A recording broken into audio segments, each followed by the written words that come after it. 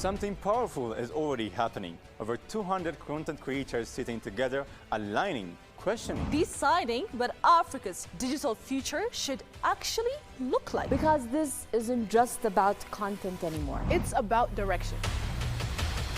Millions of followers and millions of eyes. Now moving with shared purpose. Stories are being shaped with intention. Narratives are being clarified. Agendas are being defined. Because when Africa speaks in fragments, it gets misunderstood. But when it moves together, it becomes undeniable. What's happening here doesn't stay here. It reaches the world. This is the African Social Media Influencer Summit.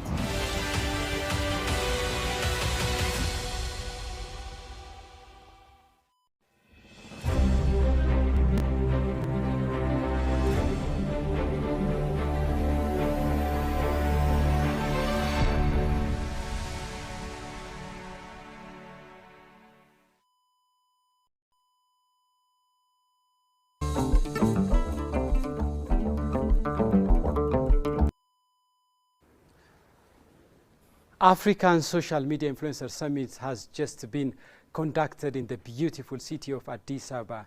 The summit was kicked off yesterday with influencers' visit of so many iconic places in the beautiful city of Addis Ababa, such as Ethiopian Artificial Intelligence Institute, Adwa Victory Memorial Museum, Addis Ababa International Convention Center, Sport Park, Arada Park, and many other iconic places in the diplomatic capital of the continent, Addis Ababa. So today the summit has continued, and the summit this morning was kicked off with the opening speech of organizers. As we know, the African Social Media Influencer Summit, ASMIS 2026, was organized by Pulse of Africa and AGA Tech Enterprise. Both organizations are Pan-African organizations aspiring to be the voice of Africa.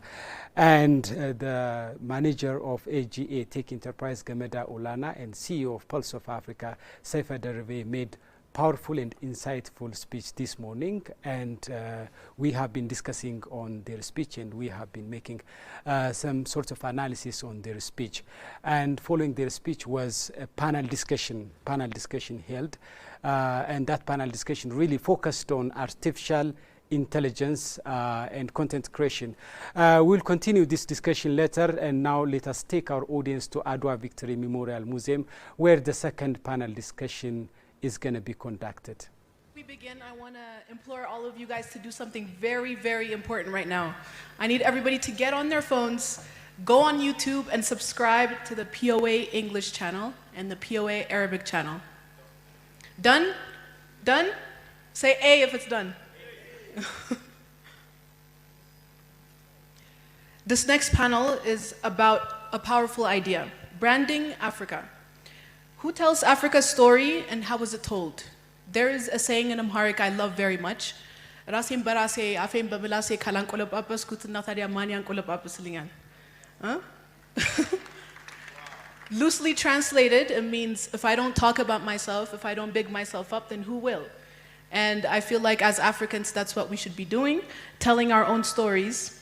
And Africa is truly the greatest continent in the world. And it's about time we start acting like it, yeah?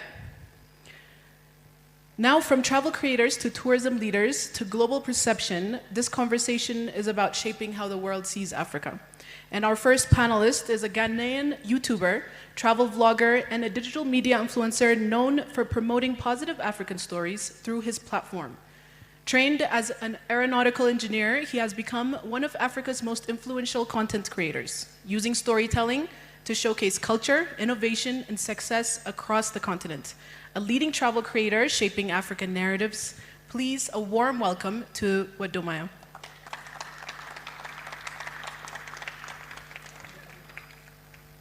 A warmer welcome. Thank you. Our next panelist is an Ethiopian tourism professional.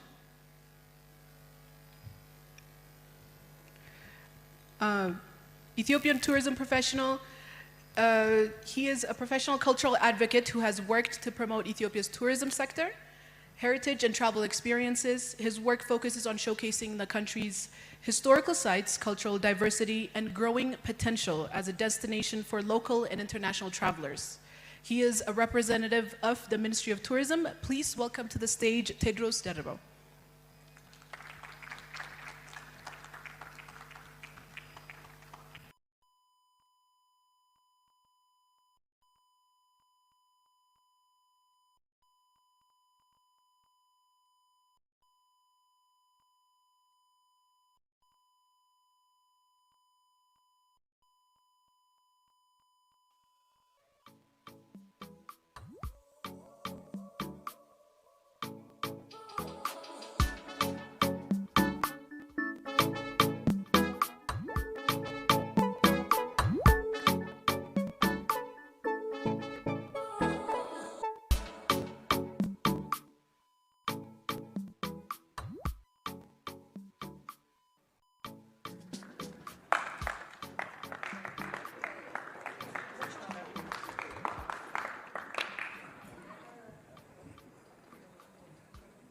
Thank you all for being here. I want to start by saying many people still discover countries through stereotypes online about Africa. How can creators challenge those perceptions authentically?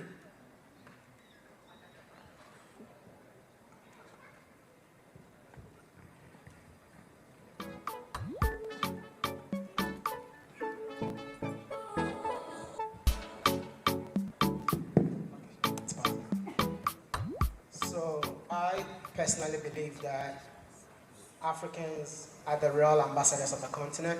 And if you're looking for anyone to tackle stereotypes, you don't need to wait for somebody to come and tell your stories for you. You have to start telling your own stories. I'm more like a typical example as an aviation engineer after graduating from university. My own colleagues, because I came from Africa, they felt like I am not that smart to belong to where I am. Hence the reasons why I decided to go on this journey by showcasing the beauty of Africa to the rest of the world. So I believe that it's about time for each and every one of us as Africans, with all the platforms that are being created, use our platform wisely to change the stereotypes of our own continent, because no one else will do it for us apart from us. Thank you. Thank you. How do you think you're telling Africa's story differently through your content? I think for me, it was more like the authenticity for me. I just didn't want to be anyone else. I just wanted to be me because I was born and raised in the village. So I wanted to use the village way of telling stories, which I believe that carried a lot of impact because a lot of people were able to connect with me while creating the videos. I think when it comes to platforms, creating stories on different platforms also matters. But one platform that I felt like carried a lot of weight at that time when I was starting was YouTube. And I could just wake up any day, anytime, anywhere, just to tell a story. But the main focus is by telling a positive African story. You will never see any negative story about what I do. I mean, that doesn't mean that I don't encounter negativity whilst traveling. But I lived in China, and China is all about branding. I used to work for the Chinese government. So they show you what to post and what not to post. But when it comes to Africans, we take our negativity and tell you, hey, come for it. We give out our negativity. But because of what I learned when I was living in China, I decided that, hey, it's time to rebrand Africa in my own way. Hence the reason why, even if a tourism board ignores me, I'll still stay positive. People might think I've been paid by the country. I mean, we are in Ethiopia. Let me just give a quick story. I came to Ethiopia, I saw the transformation of Ethiopia, and no one was talking about it.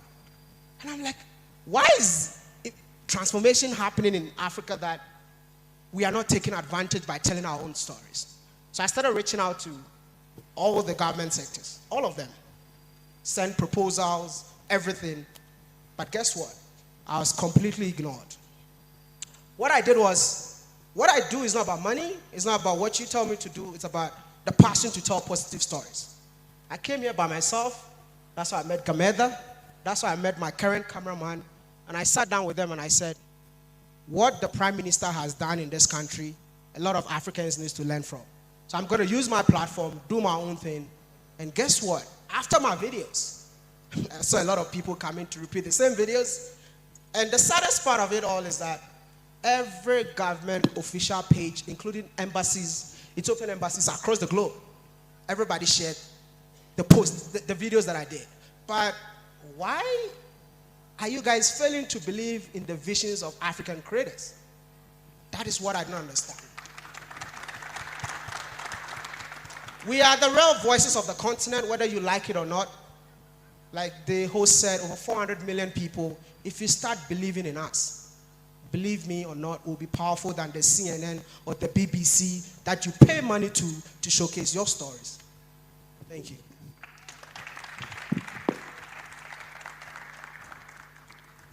This question is to Haseit. In global competitions and international spaces, how important is it to stay authentic to your culture and true to yourself?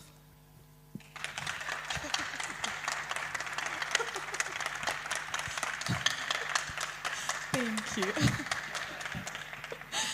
So, answering your question, as Miss World Africa, as Miss World Ethiopia 2025, going to the Miss World competition, I have seen a lot of countries, a lot of representatives trying to be what they are not. And I feel like when it comes to being African, us Africans are the one that compromise our values. As he said, we don't really support each other, and it's not even supporting each other. I have got the chance to travel across Africa, different countries, and I have seen that our old morals, our old folklores, our old traditions and cultures are presumed to be backward. Even ourselves, we don't even believe that we have our own things and we can excel and we know better for ourselves. Because I think as Africans, what we try to do is directly implement what the Western world has said to us is right into our culture, which kind of made a division between them and us, which kind of is like, if you see it, it's like water and oil. We have our own kind of traditions, our own culture, our own beautiful clothes. I'm more into the fashion industry, so I'll get into that. Our own beautiful clothes, our own beautiful songs, but we're always compromising ourselves for others and other cultures. So I think authenticity is where we truly accept ourselves first. I think we need to work on our Pan-African mindset first. As Africans, we need to know that Africa comes first. And we need to, in order for us to change the narrative of Africa in different countries, I think it's so much important that we change our perception of Africa. Because even us, we don't really believe in ourselves. Because I travel to different countries, as I told you, different continents, as Miss World Africa, as a person that's the second from like 109 countries. And even in different African countries, I go and I see them paying so much respect for people that are not their color, but I am Miss World Africa. And it's so discouraging to see us worshiping the Western tradition and the Western world. So I feel like the first thing that we need to do is be true to ourselves, know that we are not only better, but we function when we are ourselves. Knowing what authenticity is what is going to make us authentic in the first place. Knowing ourselves and not really degrading our culture is what really is important. I'm sorry I talked. Thank you. You know, when we talk about branding in Africa, we're also talking about economic value because money talks, yeah? And recently in Ethiopia's tourism sector, we've seen growth. Why do you think Ethiopia is seeing growth now? And what factors do you think are the reason? Do you think there's a lot to do with digital creators also having something to do with Speed's global live stream? Thank you. As a matter of fact, these digital channels have transformed the way we brand destinations, the way we promote our destinations, and we need to understand the reality that every vacation starts and ends with our mobile phones. So any marketing strategy, any branding operation should respond to such realities. So Ethiopia is set to transform itself not only as a cultural destination, but a future-facing destination, trying to position itself in the global tourism market. It's unfortunate that despite the fact that Ethiopia has enigmatic and extraordinary tourism resources, I can say that we are not good at branding ourselves. This is actually a common problem across Africa, I can say. So there is a perception reality gap. So any marketing strategy, any effort to brand Ethiopia should start from understanding this reality and respond accordingly. There is the global perception. Lensa has raised an important point. Unless we tell about ourselves, the global community will determine our brand. That's how the world operates. So, speaking of the digital channels and influencer marketing, the government of Ethiopia has clearly identified influencers marketing is a key, it's a competitive edge for branding and marketing of Ethiopia. To that end, we are working closely with influencers. We started working closely with influencers, and it is also undeniable fact that these influencers are digital ambassadors and opinion leaders, that they provide, share experiences and recommendations in a personal and unscripted manner. So this is something to do with authenticity. What we are doing now is trying to enhance our visibility, embedding online digital presence and creating partnerships with influencers. The Ministry of Tourism has started, encouraging activities, especially in terms of using influencers, not only local influencers, but continental and international influencers. But a lot has to be done because Africa generally is not branded. There is a need to rebrand ourselves. Africa has been branded, but it was branded inappropriately. So we need to rebrand Africa. Rebranding Africa, and specifically Ethiopia, requires, a shift. We need to start shifting global community's perception from a focus on war, poverty, and conflict to a narrative of growth, opportunities, and innovation. So Ethiopia has set in train a number of initiatives that would help the country to position itself not only as a competitive destination, but a sustainable destination where everyone has something to experience. That's how the Ministry of Tourism and Ethiopia in general is working with the influencers, the digital platforms. So do you think governments are collaborating enough with creators? This question is for both creators and government representatives alike. No, not yet. We're starting. There are some, especially partnerships between government and influencers is episodic, I can say. There are some countries which are striving to partner with, to build partnerships with influencers like Kenya, South Africa, and some other countries. And Ethiopia is on the right track. We're starting. We have seen encouraging results, especially because I can say a cabinet of ministers of all African countries may not influence people as my brother do. So this is how the global, the current reality is. So there is, it's not a choice. It's not a choice. For example, more than 60% of millennials book vacations through influencers. Due to the impact, the experience of influencers. So any marketing or branding operations should respond to such situations. If not, will not stay afloat in the market. So I don't think that governments are, properly, cooperating with influencers, but there are good, signals that this partnership would grow into much broader initiatives. What about for creators? Do you guys feel like governments are working with you enough, collaborating? And if not, in what way would you like to collaborate?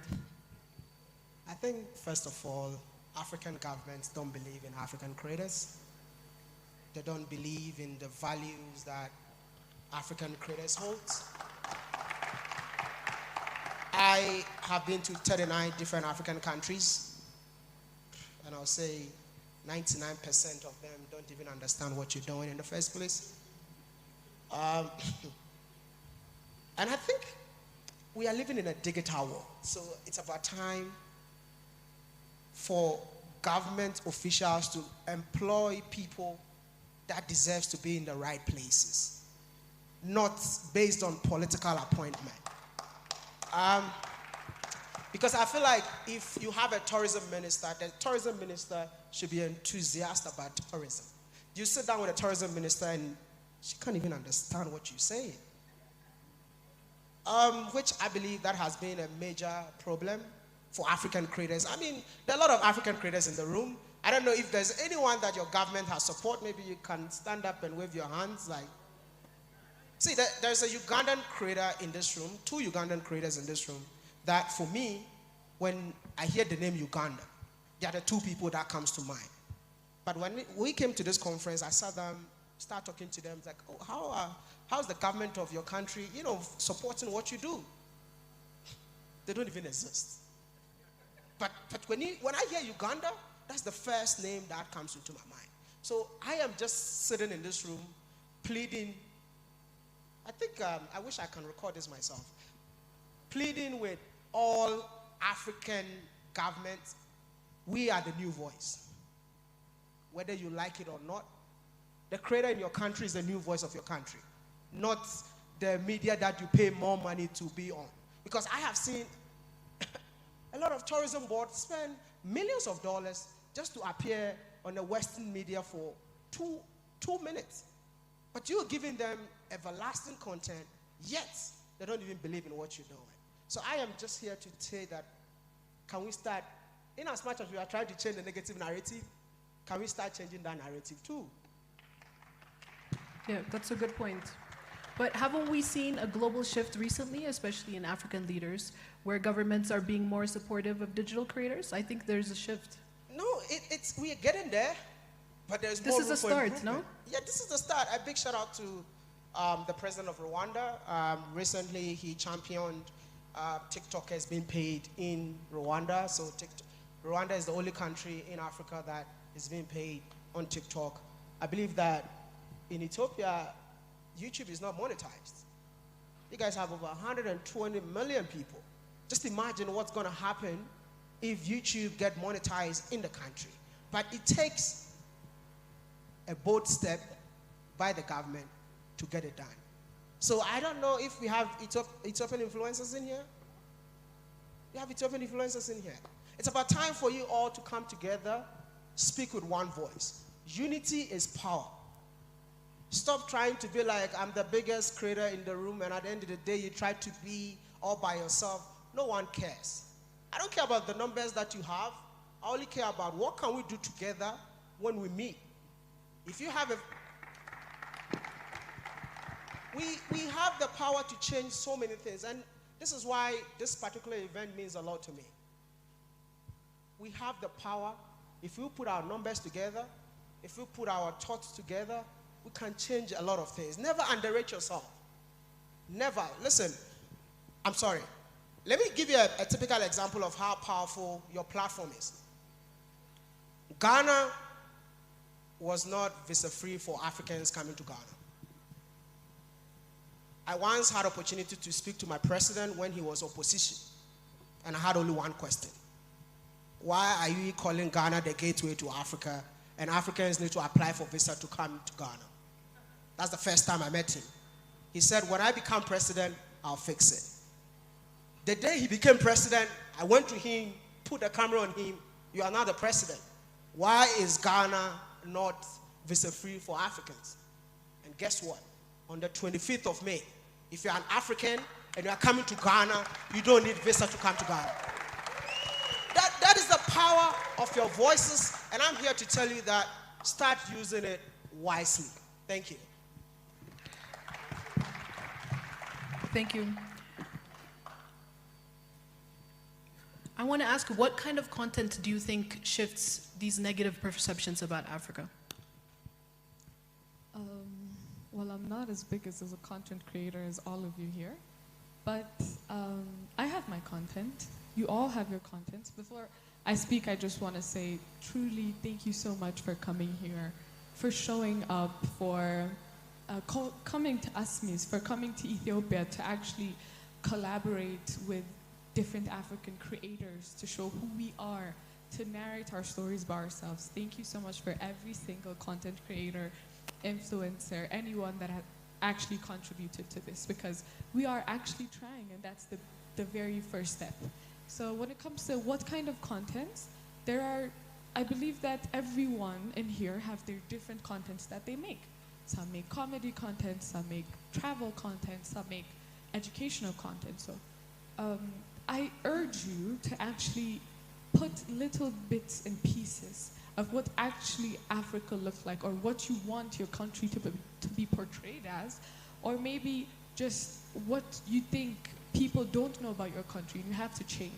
Because I'm not going to say, oh, change your whole content into making Africa great again. That's not what it is, but always put the little efforts into what you make to make it great again.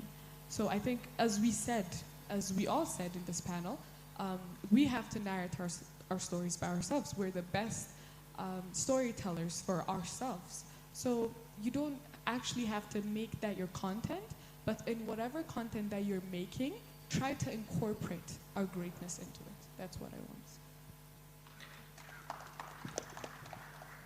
What challenges do you face when you're showcasing Africa, usually on your content?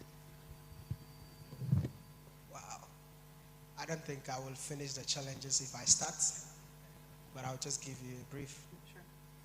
You might be arrested trying to showcase the city of Africa to the rest of Africans, because Africans believe that if you really want to showcase Africa, you need to go see the animals. Yeah, you need to go to the safaris. That means you are showcasing Africa. But some of us, our content were more of showcasing the beauty of cities. I have been arrested for doing that. I've been deported from a country for doing that. I was mobbed by being called a terrorist for just showcasing the beauty of Africa. Ethiopia, I was harassed when I came here, creating the videos that almost every official was sharing, to the extent that at some point, my camera guy is there, you can see him. Hey, say hello, man. He's Ethiopian, by the way. Please give him a big shout out, man, a big shout out. At some point, we have to call the mayor. The moment we get arrested, he has to call the mayor to come and retrieve me. This is the challenges, and also the borders. I've been slapped at the border for just trying to cross from one country to another. Visa restrictions for Africans. That's why I am very, very active when it comes to borderless Africa. I just can't stop talking about challenges, but I'm just saying that all these challenges enable you to tell the stories better, because life without challenges is definitely boring. Thank you.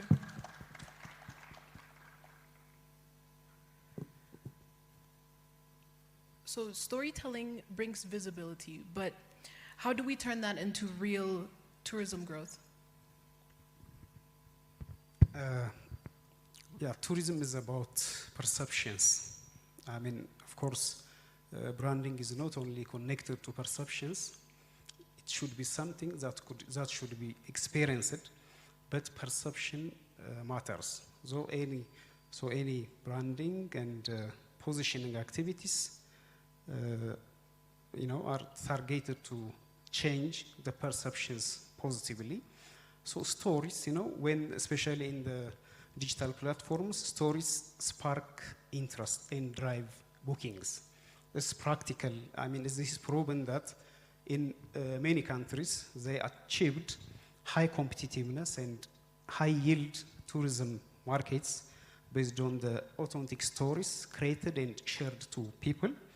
On one hand, its accessibility, the overall reach is quite significant. On the other, you may have a number of traditional media or traditional advertising mechanisms, but they couldn't be as effective as this influencers marketing activities. So storytelling, inspires people. Storytelling, especially in a way that it's done in authentic manner, would enable people to book, to select the destinations, to go, to be inspired to visit and experience. So from researching, discovery, to experiencing and sharing their experiences could all, impact the overall tourist activities.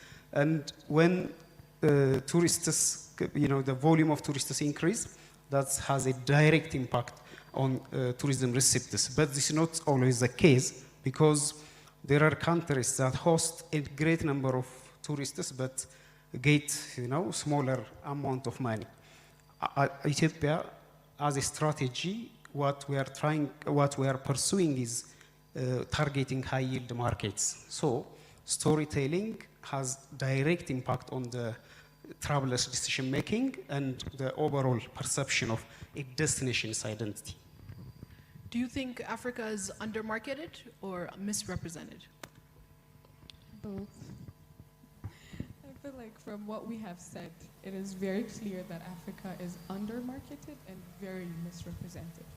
And as I said, it's not only the Western media that plays a part in it, but also us Africans and our different leaders, if I might say. Because we are always celebrated after our win.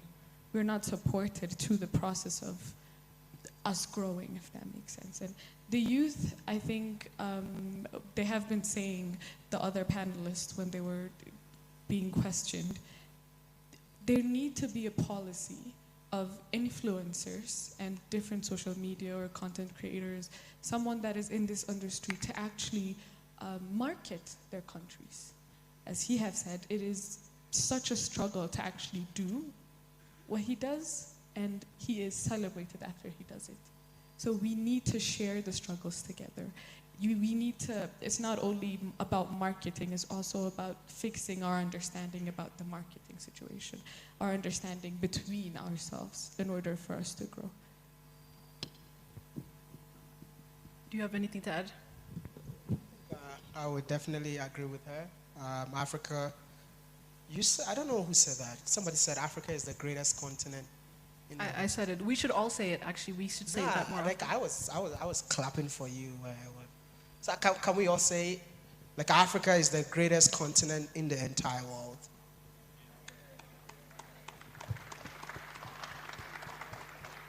I have traveled to the 9 different African countries, and every country finds its way to surprise you. Like, Africa is just beautiful, untapped. Everyone sees the beauty of Africa apart from Africans. And that is what shocks me. I just want to know, if you have booked a vacation to Dubai, please cancel it. If I just want to tell you that if you have booked a vacation to Paris, please cancel it. Choose Botswana as a holiday destination. Choose Ethiopia as a holiday destination. Choose Namibia as your holiday destination. Like, whatever you're going to find out there, we have it in abundance. And each and every one are natural in its authentic form. The ones that you see out there, it's so sad that Africans will leave waterfalls and go and see water fountains. I don't get it. I don't get it. I think it's time for us to tell our own stories. Travel to that African country, take that photo, inspire a brother to go visit too. Thank you. The music is also better here, yeah? What? The music is better here too. The music, eh? Only if you know how to play with your chest. So we're gonna try to keep it brief. We're really short on time. But for each of you, if you had one global campaign to rebrand Africa, what would it look like? Yeah, the first thing, any branding campaign, Africa should have a single destination identity. Joint promotion and branding activities are not being carried out. So any branding, I would aspire a comprehensive branding campaign, not countries independent, targeting countries independently, but Africa as a single destination. It's unfortunate that Africa has everything, but most travelers, especially in the source markets, Africa is perceived to be a destination for safari, game drives, and wildlife tourism, which constitutes 86% of the overall tourism market. But Africa has everything. Africa comes before gastronomy tourism. Africa has a huge potential for medical tourism. Africa has a huge potential for ecotourism and other niche tourism products. So I would aspire a comprehensive branding campaign which positions Africa as a single destination. Of course, this requires a number of interventions which centrally includes influencers activities.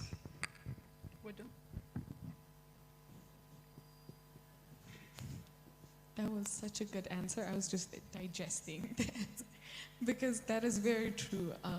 Whenever I travel to different countries, people often tell me they have visited Tanzania, Kenya, South Africa, and the things they know about the country is the safari. I have also got the opportunity to go and see the safari, but we are more than that. We have more to show with our culture, with culture as in just clothes, fashion, the people, so many things that you'd be surprised of that Africa has, but we haven't been able to tell. When, of course, our other panelists are saying about our medical tourism, Africa's building amazing medical sector in Ethiopia, as far as I know, so many things that I think we can reach out to our other brothers in Africa. And something I also want to say in this panel before I get down is we have to support each other in our transboundary medias like POA. Something I really appreciate about POA is it's not a media that is national, it is continental. And working together, we truly can actually tell our stories by ourselves through that. And it doesn't necessarily have to be a channel or a news outlet, but the name influencer is stemming from influential. Those people are influential. Those people are talked about, those people are seen, those people can touch people's life. So I think we have to influence through our influencers, give the youth a chance. To different African governments, I believe that we need to give our youth a chance. We need to incorporate the youth energy into our different sectors, into not only tourism I'm talking about. So giving that and doing that is also not only going to grow us, but is also going to build the future Africa, because we are the future. You cannot just like put us aside and do everything by yourself. So I believe that the rebranding of Africa is going to be done by the youth and should incorporate the youth with it. Thank you. I'm so glad our moderator is coming from POA. So I just want to say that for a biggest campaign that I will ever do is POA, making sure that every African creator in this room finds a way to share a positive story about their country every single day. And while doing that, government of various sectors will make them ambassadors of their countries. You will see how the African stereotype narrative will start shifting. I'm so glad the PM has this initiative, but if this initiative will transform the continent, it depends on the creators that you're seeing in this room. And it's about time to support them in any way. I'm not talking about myself, but I believe some of them need funding. I believe some of them need equipment to tell the stories better. Don't look further. Look for them. And the story will never be the same. Thank you.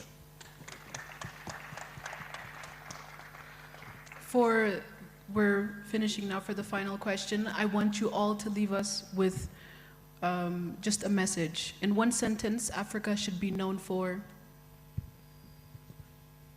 In one sentence, Africa should be known for. To me, Africa is a fruit of all seasons. Every traveler can find something to experience, which is authentic and soulful. So Africa is a fruit of all seasons where an assortment of different tourism products are stored. The fruit of a nation. Just one simple message. Africa should be borderless. Should be what? Borderless. Borderless. I mean, it's time for us to move from one country to another. So a borderless Africa will be a game changer for the continent. Thank you. I believe Africa should be known for her children that are fighting for her. And I believe that we as Ethiopians, as Africans, should fight for, everything is not given, and we have to earn what has been said about us. We have to earn the change. And I believe Africa should be known for children. Africa should be known for the fight that she is doing. Africa should be known for her youth that are trying to build a better Africa for themselves and for the other generation coming. Thank you, Hasid. What a time to be alive and what a time to be an African, huh? Before I give a farewell to the panelists, I want to invite anyone who, 2 or 3 questions, yeah, immediately. Could we give a mic?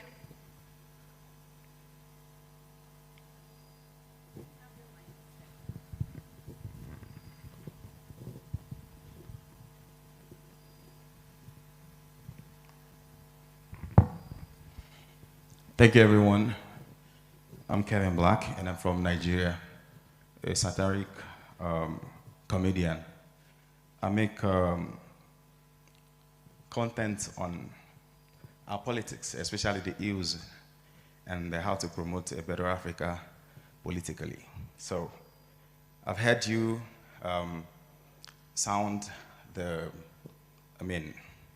spoken a lot about how we can promote Africa, how our content should push who we are, right?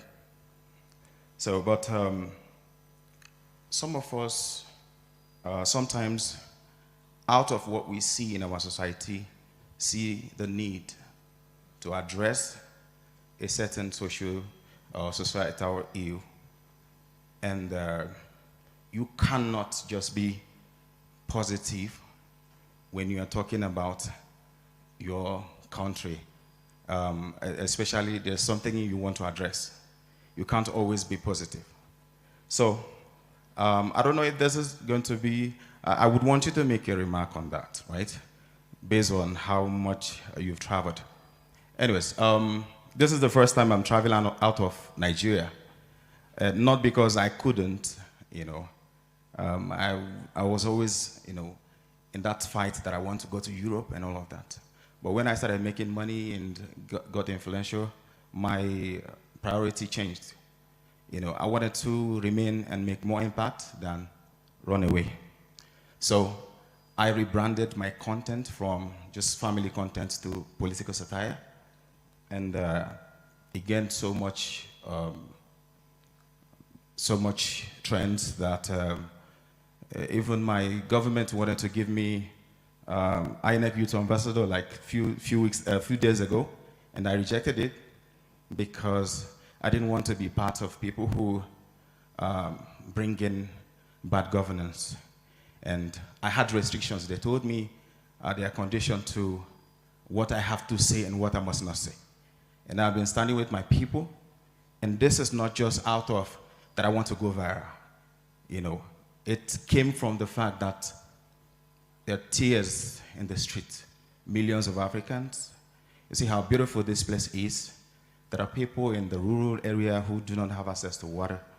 And what we see in the picture on the biggest screen is a fine city where there are people who are not cared for.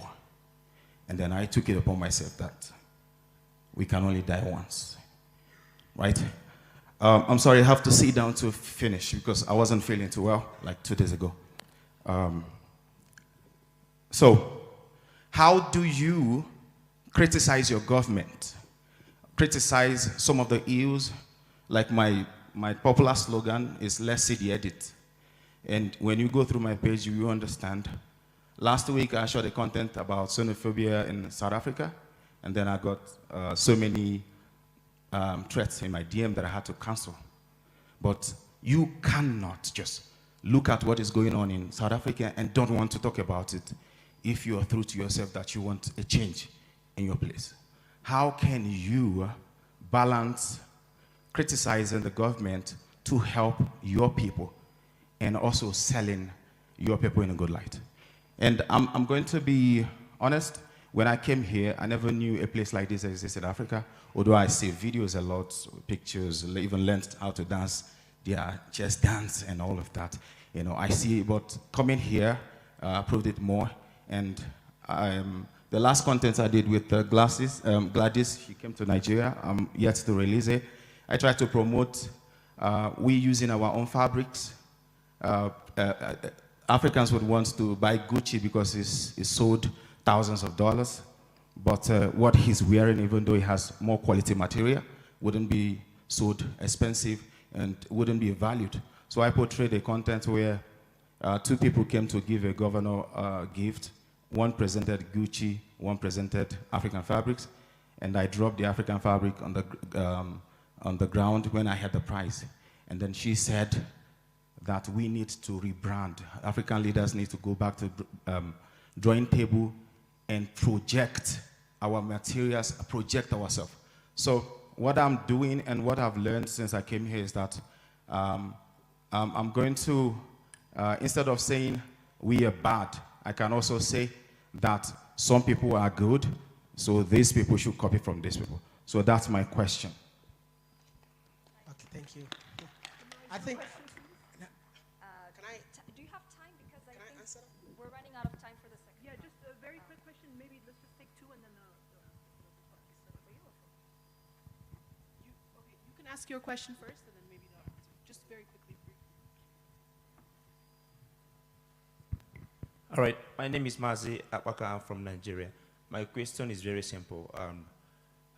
My question is, how are we going to sell a market that is not sellable? Yes.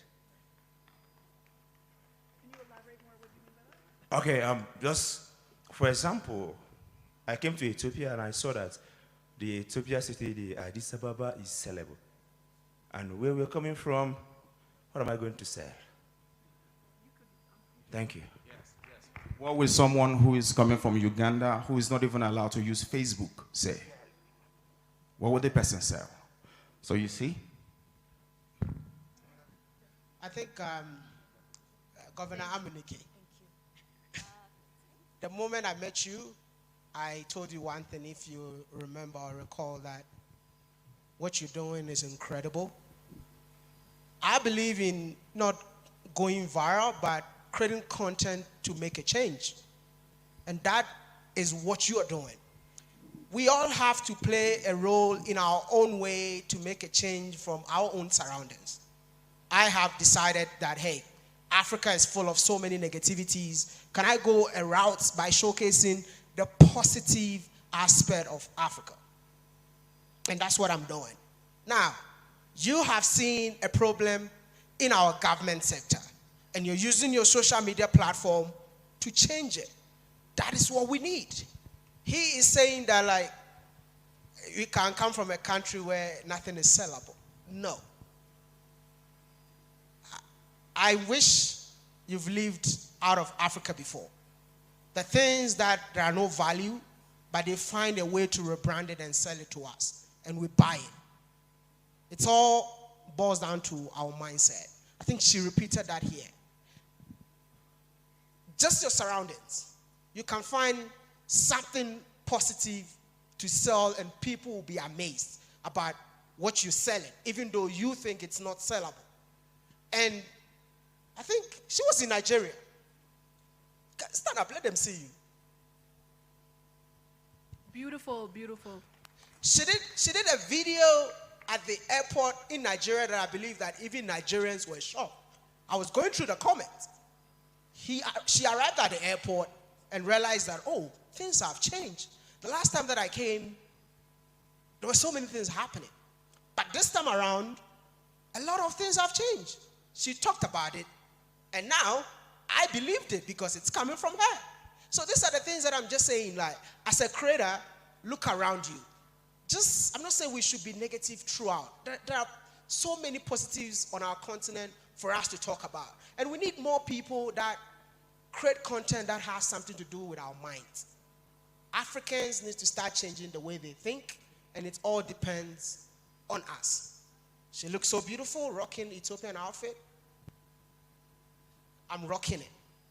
She's rocking it. Why can't you rock it too? Bro, I'm in UK. Are you not rocking it? It is what it is. It starts from each and every one of us. And I believe that after this summit, we will all go home to our various countries to represent our various countries in a positive way. Thank you. I just want to say very quickly. Before you wrap up, we have one question from that side. There's but make it 30 seconds from the middle side. Make it so short. We haven't heard from the middle row, so we'd like to quickly hear what you have to say. Thank you for the chance. My name is Mohammed Ismail. I'm known as Hamoudi. I'm a proud African and Ethiopian, so I'm one of Ethiopia's representatives in here. First of all, I want to say welcome to the African content creators, because literally this is Africa right now. We're seeing everywhere, different people, different culture, and it's so beautiful. We're proud to have you here. I want to say thank you for what have been said in the discussion, and to our Ministry of Tourism. As an Ethiopian, I want to say, as Mr. said, we don't have to focus on the numbers, rather on the influence and the potential we have. Myself, I'm a multilingual content creator. I speak 4 languages, plus I'm learning my 5th. Now, just because my number is not in millions, it does not mean I cannot influence. I am one of the main influencers for the Ethiopians who come from Saudi. I was in Saudi Arabia, I brought the culture here, but I am showing people in Saudi that we have a beautiful country. Just like that, we need the potential and the help of our Ministry of Tourism so that we can show the real Africa. To me, my question is, how are you planning to work with us youngsters and also the adults? And my last question, in short, you all seen the famous American streamer. He came all the way to Africa and made a stream tour, right? We don't need people to come from another continent to show us our continent, right? It's like, really, it's like a guest coming to your house and helping your mom clean the room. Like, it doesn't make sense. You have to clean your own house, show your own neighborhood, show your own people by yourself using your language, your culture. We welcome guests to our country, but we need to show our own culture ourselves. So we should work together in here, and thank you so much for this opportunity, and welcome to everyone. Welcome to Ethiopia. Thank you.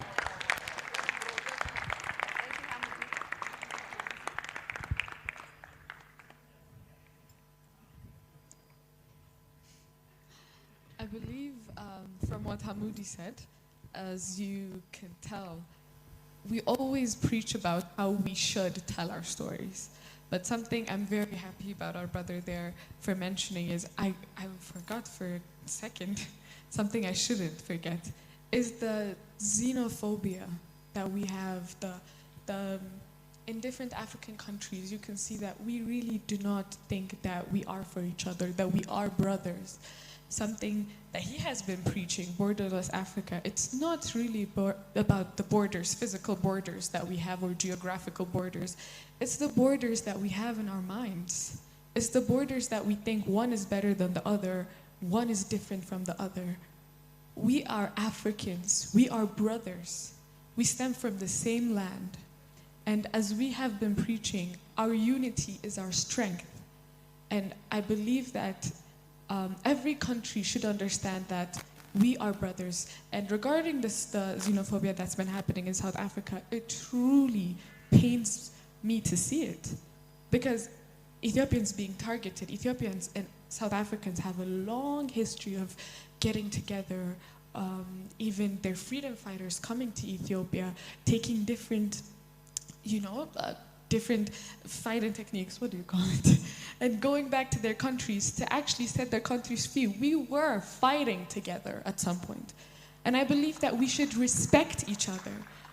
And we should know that we are not the enemy. I've been to South Africa a couple of times, and I'll tell you one thing. We are not the enemy.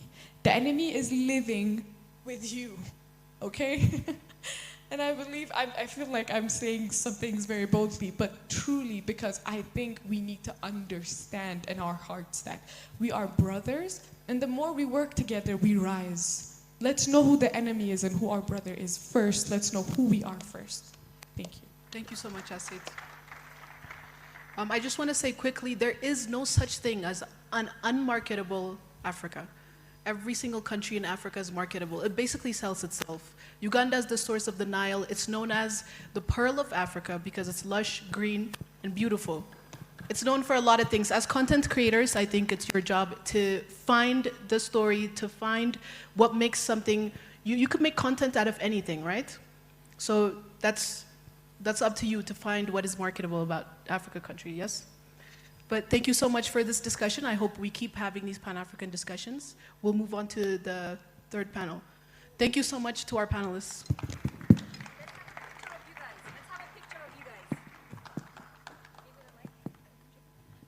Thank you. Would like to have a picture. You as well. There's no running away from photos. You always do that.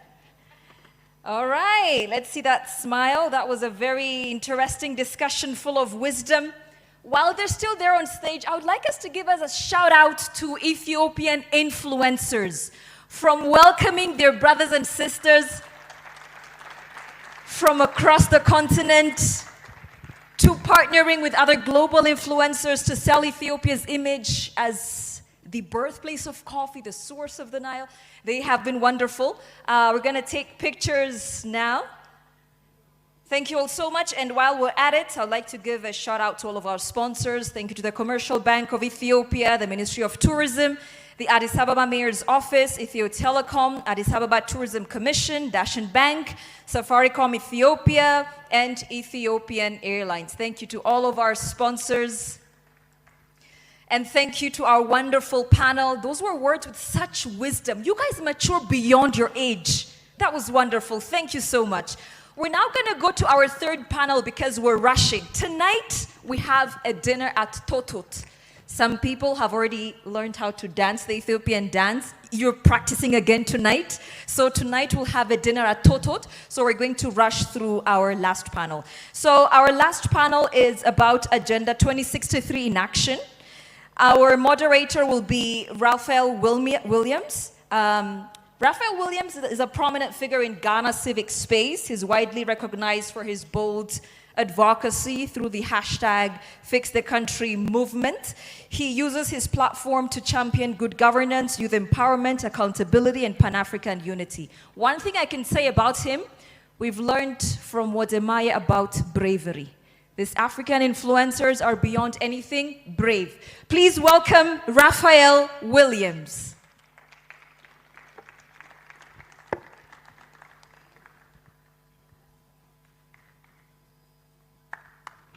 Welcome, Raphael. How do you welcome Raphael?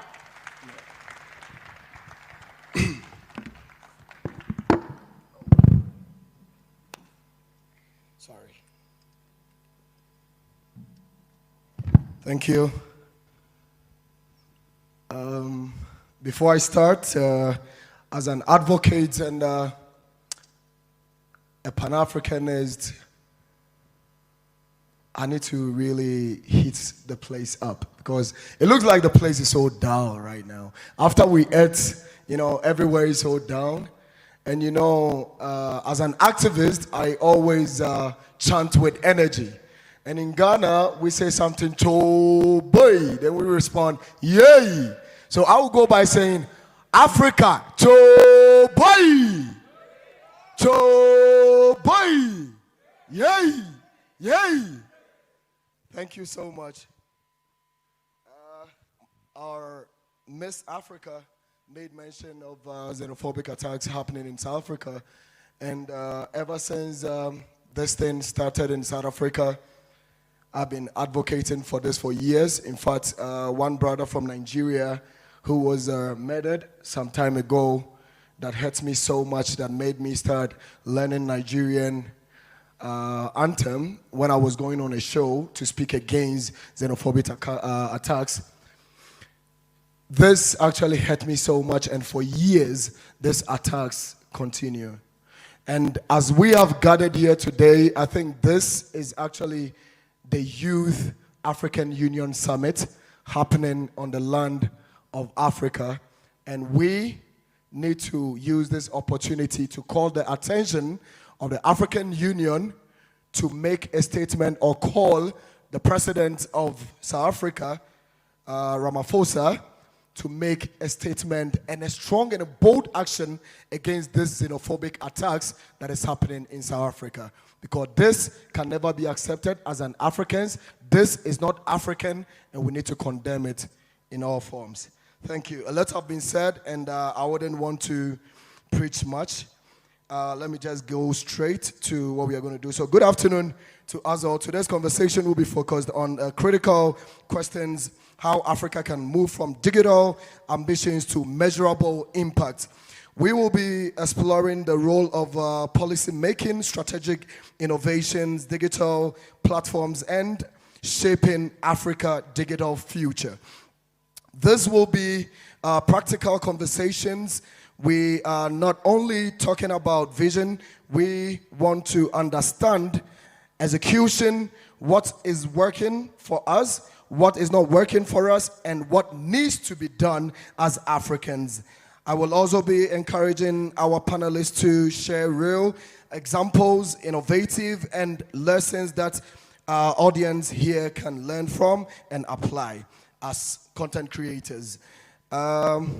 We will begin with our first segment, focusing on the policy and government leadership, which I always stand for. So, one of the greatest challenges of Africa is that we have numerous of languages, and it becomes very difficult sometimes even mentioning your own fellow African brother's name. So I beg your indulgence if I make mistakes in mentioning the names, because it is very difficult for me. We'll be inviting our brother Ashagri G. Abdil, who is an Ethiopian international human rights lawyer, strategic advisor, and an author specialized in conflict analyst and governance. He is recognized for his work on the intersection of law, collective memory, and national building in Africa, practically within Ethiopia. Let's welcome our comrade and brother. Come on. Is that how we... Man, if you're not an activist, you didn't know the role of lawyers, man. Come on. Show love. Thank you and welcome. Let's again welcome, we always need our women with us. Miss Bothri Kabeboni Benyendi, who is the Director of Strategic Planning and Delivery at the African Union Commission, where she coordinates Agenda 2063 within over 15 years of senior management experience. Her career includes leadership roles such as CEO of the Botswana National Olympics Committee and Executive Director at the Botswana Investment and Trade Center. She holds a master's and Masters in Strategic Management and is currently pursuing a doctorate in Transformational Leadership. Our next panelist will be Barricade Darambi, or Daramba? Dereba. Thank you so much for the correction. Is a deputy permanent representative of Ethiopian to the African Union. Previously, he served as Deputy Director General of the Institution of Foreign Affairs. He holds MSc in Politics and Conflict Resolution, Politics and Conflict Right, and Justice from SOAS School of Oriental and African Students, University of London. Welcome, my brother. We hope that this conversation will be so impactful. This is going to be practical to, usher in all the conversations we've had, the AI, the impact of marketing and how to influence, our continent and sell our market. This is going to be policies and strategies that is going to actually help us move from where we are to where we want to be. Thank you. Thank you so much for joining us. We hope that this conversation becomes more practical. First, let's focus on, thank you so much for the conversation we've had earlier and the impactful impact you all have made in Africa so far. What is the vision we hold for Africa in the 2063 agenda? Anybody can take that. So thank you very much. As introduced, I am responsible for the coordination of Agenda 2063 in the African Union. And I was pained in one of the previous sessions that was interrogating whether Africa has a strategy or not. Africa has a strategy. It's a 50-year strategy that we call the African Blueprint. The vision of the strategy is that we want to position Africa for 3 results. We say we wanted it to be an integrated, prosperous and peaceful Africa, driven by its own citizens and representing a dynamic force in the global arena. So all the previous panels were speaking to that reality. Branding is what will make us a force to reckon in the global arena. The youth are citizens of Africa, majority that are to drive the results, and the results are peace, prosperity, and integration. And integration cannot exist in closed borders. So the vision is there, the strategy is there, the intentions are there, defined in what we call Agenda 2063. 7 aspirations in the second 10 years, 7 moonshots. They have already been agreed by our heads of states. We are no longer looking for political will. We are talking about political commitment that have to be executed. And us in the room, we should hold each other accountable and have our spade, all hands on the deck towards the Africa we want. Thank you. Right. I think we would have to go to council. And as a lawyer, when Wadimaya, the previous panelist, was talking, they made mention of some of the challenges we would have to go through moving around Africa, creating content. As a legal person, what do you also make of these content creators, or what do you think that we can contribute in protecting some of these content creators within Africa when they find themselves in such challenges? Thank you very much. Just let me put one disclaimer. So I don't represent a government or an institution. I am just here as a private citizen so that I can speak without any guardrails. Feel free. Yeah. So I think think of around 15th century when we had the print. I think of Johannes Gutenberg, who revolutionized about knowledge distribution, book printing in masses. So for Africa, the content creators, these influencers are like that. And they are actually becoming the distributors and the knowledge creators. So what has happened for many centuries is that the knowledge production and the knowledge distribution was controlled by very few.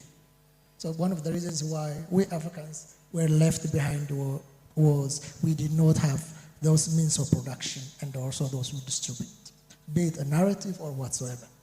Now, if we say these content creators and influencers are for us our Johannes Gutenberg of the 15th century, we must protect them by having a clear legal framework. So most of the time, the problem we have is countries, we have 54 countries, and so we have different legal systems. Countries have their own laws. Of course, at the end of the day, we believe in one Africa. We want to have access up to most of your countries. And I'm only proud of those countries. In a sense that as an African, I was treated with respect. But I have also a responsibility in a sense that I have to know the laws, how to navigate borders. How do I need a visa? Do I need a yellow fever vaccine? There are many moving factors that we, especially the influencers, have to also know the dig. Having said that, we must have, of course, with the freedom of expression, you can't have content creators. I have a friend who said, if you don't have a Facebook account, how can you sell your stories? So one of the pillars in the Agenda 2063 is having order, good governance, and the things like that. So we answer these kind of questions within a larger framework. There's strategic issues that would support us to address these issues, whether it is border or other materials. I know Wodimaya was in Ethiopia a couple of times, and the story he did, I shuttled between different countries, and my neighbor happened to be a Ghanaian. And before me watching that video, he saw the video and shared it with me. Hey, my friend, your country is doing these kind of things. What are you doing here? So these content creators reaching across the globe. So we have to treat them as treasures. I'm going to use again an economist, George Atiye, who said, this African generation are the cheetah generation, not the hippo generation. So we must make sure that our laws are up to date, and they protect them and they respond to their issues. But Bakanso, you know, as a digital creator and an advocate as well, sometimes you step on toes. We call it necessary disobedience in advocating. Sometimes there are some of these laws you might not even know or be aware of it. And how do we get access to some of you legal people? Because there is a distance between us and you people, you know, and I use you people in the context where we can really get access to legal representatives, and the chargings of it become so huge. So I think there is this collaboration that we need to all have together, and also you advocating in representing us in some of these flaws when we break them. Yeah, you are. That's true. We always, I know lawyers are inaccessible, and that they are also very expensive. Me personally, I will be very happy to do a pro bono on that aspect. But one of the requirements of the law is it is accessibility to its people. Be foreigner, when you are a foreigner, when you go to another country, you must know their laws. This is not only for Africa. It is true across the board. You can go any country, you have to respect those laws. So I think most of the things that we are struggling with can be answered within the context of sovereignty of the states, as well as also of course, there should be a rule of law as well. Right, thank you. So as creators, we must always learn the law whenever we are traveling so that we don't find ourselves in problems.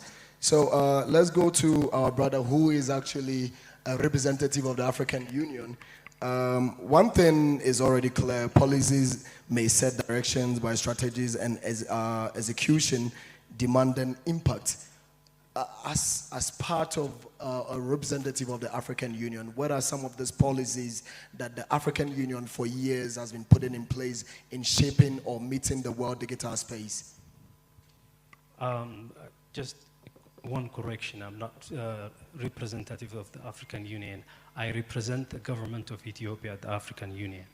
I'm just a deputy, and I'm not here on my official position or role, but I was invited here, and I was keen to see and be amongst my African brothers and sisters, whom I have admired as well, like any other African citizen.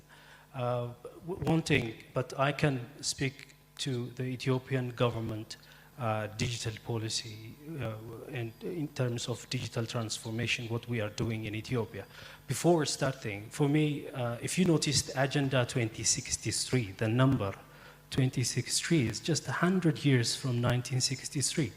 It was a year where the Organization of the African Unity was founded here in Addis Ababa, where our forefathers and leaders from the free African countries came together to establish our organization. And it was during its 15th Golden Jubilee anniversary that African leaders examine the paths that they take and come up with a new aspiration as to where they want to go, and they call it Agenda 2063.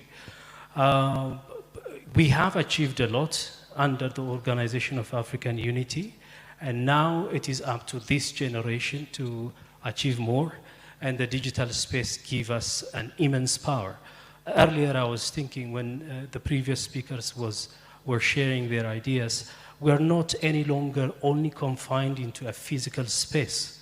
We are also living in the digital space. Earlier we were talking about the need for free borders, visa, lifting of visa restrictions and so on. Those are what we find on the Agenda 2063, but on the digital space we already have it. We are already communicating from one corner of Africa to the other corner of Africa. And some of those digital creators are more influential than heads of state or even politicians. That's off record. So that gives the digital creators an immense power, and if they understand that power, they can do a lot with it. What we are doing here in Ethiopia is that we are not only using and utilizing the digital technology as an enabler, but as a core and one of the 5 main economic sectors where we are hoping that it will support our economy beside agriculture, mining, manufacturing, and tourism. So it's not just an enabler for us to do things, for us to speak with each other, but by itself it's a major an economic area. That's what we believe in.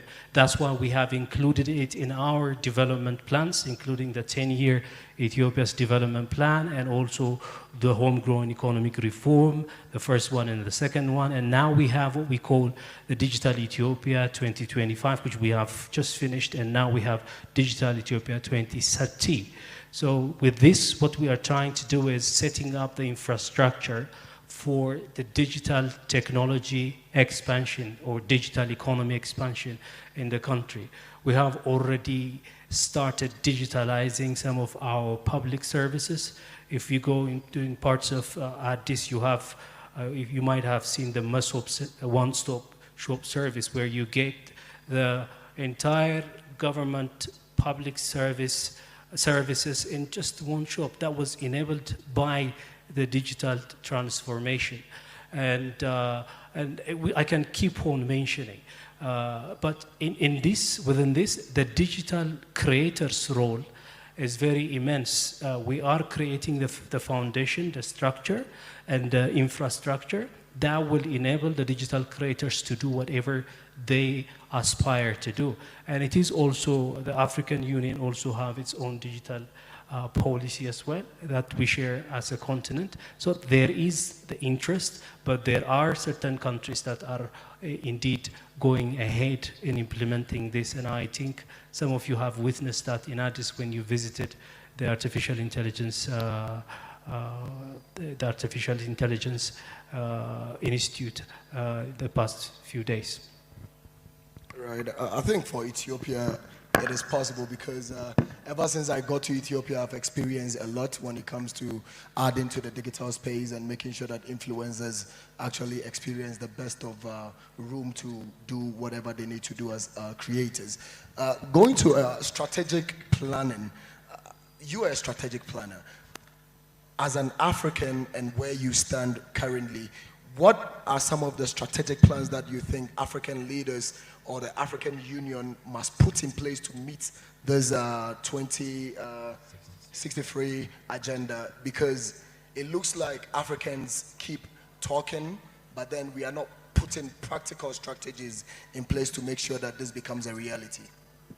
Thank you very much. My direct response to it is that we are now at a narrative of the decade of acceleration. During the first decade, you were saying it's a decade of convergence, where those policies and strategies were being put together, and we were testing whether as a continent we are agreeing or not. We agreed. The frameworks are there, the policies are there, we lack implementation. And to your question, what are we doing differently to try and accelerate implementation? My brother has said it all, that the very digital transformation strategy of AU, the very intellectual property policy exists, but the uptake of member states is different. The very policy that we produced in the AU is the one that Rwanda is using. When I inquired in Botswana, every of those policies that enable our content creators in Botswana, they are still at the draft level. They are still yet to be approved by Parliament. So you'd see that we cannot always be going back to the policy environment. Can we transition to the discipline of execution as Africa? Because even those who strategize against us, they depart on what we intend to do. And if it is sabotage, they sabotage us from there. So the policies are there. We are encouraging you as content creators that you are borderless. The physical borders for you to reach out to your president, for you to reach out to the AU chairperson is borderless. It would take me a week to knock his doors and 5 secretaries maybe to reach up to him, while it takes you 1 post to keep him awake at night. So let's leverage our physical space of being borderless, of having no physical constraints to push for implementation of policies. We say we are aligning the policies from AU, from UN, with national development plans. So success of our strategies is evident in the execution of our national development plans. My brother here talked about something very interesting, that we have no balance of sovereignty. We cannot have sovereignty and also have individualism at the same level. One must submit to the other. Do we want to hunt as a pack as Africa, or we are safeguarding our security to close borders against each other, to do whatever painful things we are doing to each other? So policies and frameworks are there. Implementation is happening at member states level, not in New York, not in Addis Ababa. Thank you. Thank you. So I think these are policies being strategized by the, policymakers. What do you advise that we as content creators will be our role to play in making sure that this becomes effective?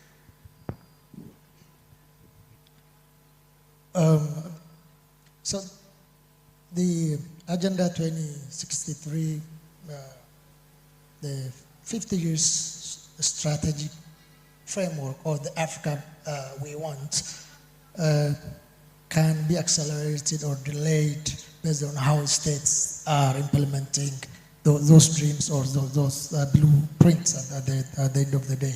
But let me phrase this in the context of the youth. Because for us in Africa, we have 60% of our population are under the age of 60. This is a lot. And for sub-Saharan Africa, it is 70% of our population is under the age of 30. And by 2030, 42% of the global south, the youth, it's African youth.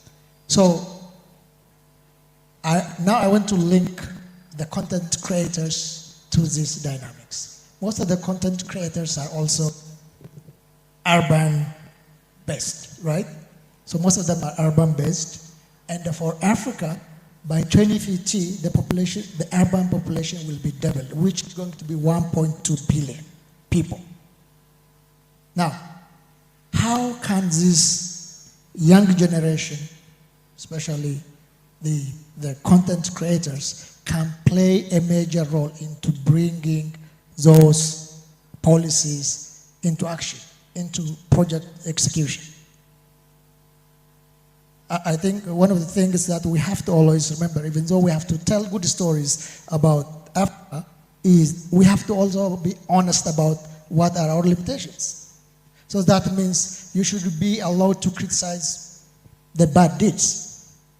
You can't simply sugarcoat because somebody is paying or sponsoring. This includes corporate social responsibility as well. So you have to speak truth to power, be it corporate or governments. If you don't hold them to account, you are replacing the traditional media. I don't go to BBC. Most of the time, people go to the influencers that they follow. Because the thing that you do in Kumasi or Accra, we reach not only in Addis, they go to Brussels and New York.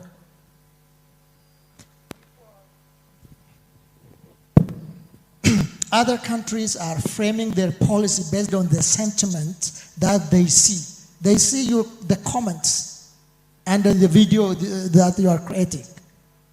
They're creating their national policies, be it trade, military, or whatsoever, based on how the people are reacting to the content that you are creating. So it is not only like, you're not simply saying just stories for fun.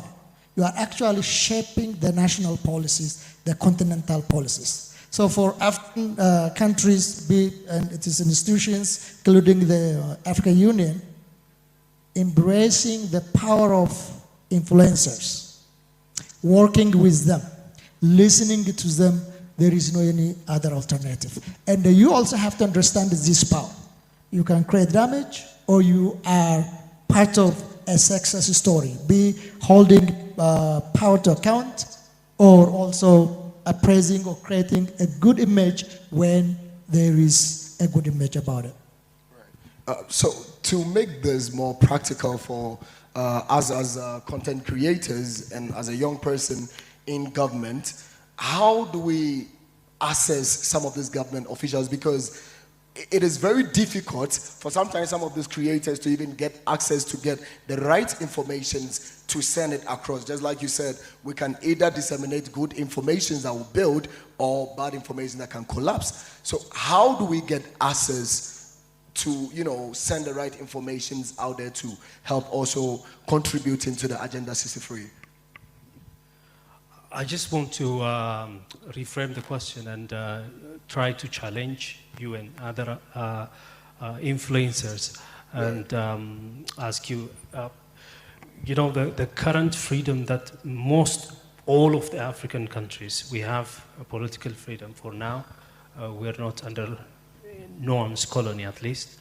That was achieved because of the young people who dedicated their youth and their life in the past for the cause. Not to cut you, but I would have loved to ask this are we really free as Africans though?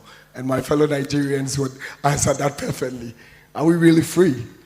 I don't think that as young people we enjoy the best of Africa. I think I felt it when I said that. I might have been triggering another debate, but my point is that the current African influencers or influencers in many African countries should need to understand their ability and capacity to influence change in the continent. The way the previous freedom fighters did in the guerrilla fight, they can now do it in the digital space by creating awareness and moving people and influencing government. So I don't think the power lies with the government or the power lies somewhere, but the power lies with our digital gadgets and ourselves. So we have to believe in our capacity to influence change, and with that we can bring a lot of things. I am saying this mainly in the context of the Agenda 2063, which is to see an integrated and prosperous and peaceful Africa. So to that end, what you are already doing, you coming here to Addis and showing Addis to the rest of Africa, the same with Wendemai and others, what you are already doing is contributing towards that integration, because integration will not happen without understanding. First you have to know, you have to understand, and then you will act after that. But now, when you are in the dark, when you don't know about each other, when you don't know about the rest of your fellow Africans, countries' potential, you are not going to be motivated to go and visit them.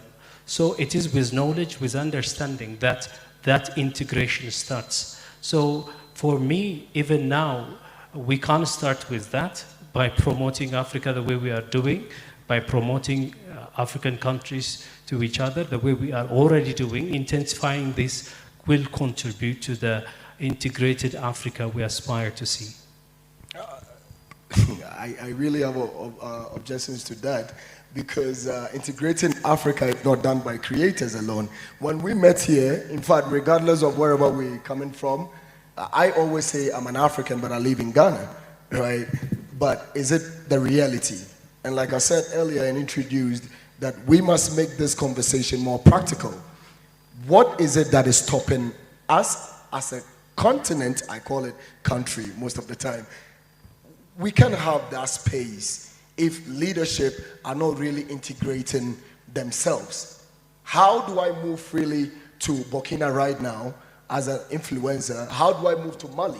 Recently, there was some insurgent in Mali that was killing a lot of people, which I think that if African Union is really not putting words together and only talking about strategies and have a practical, realistic solutions to some of these problems that would affect us positively as content creators, this can never be done. I think Doug have something to say with that.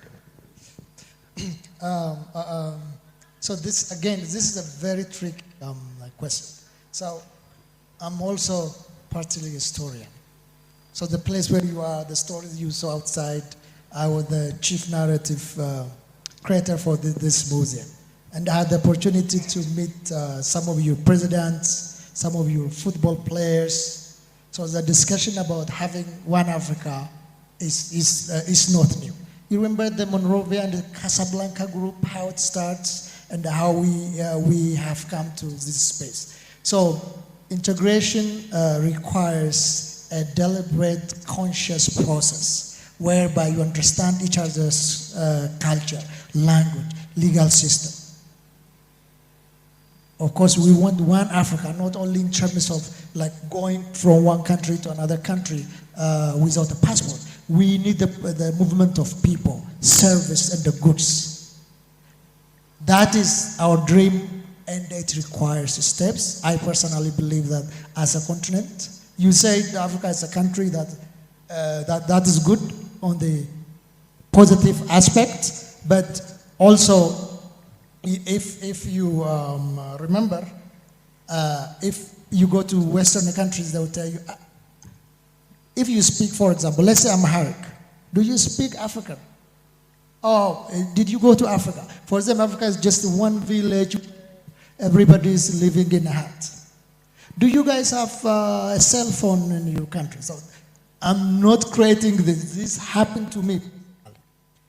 So as a continent, we have come way, and we always need a push factor as well.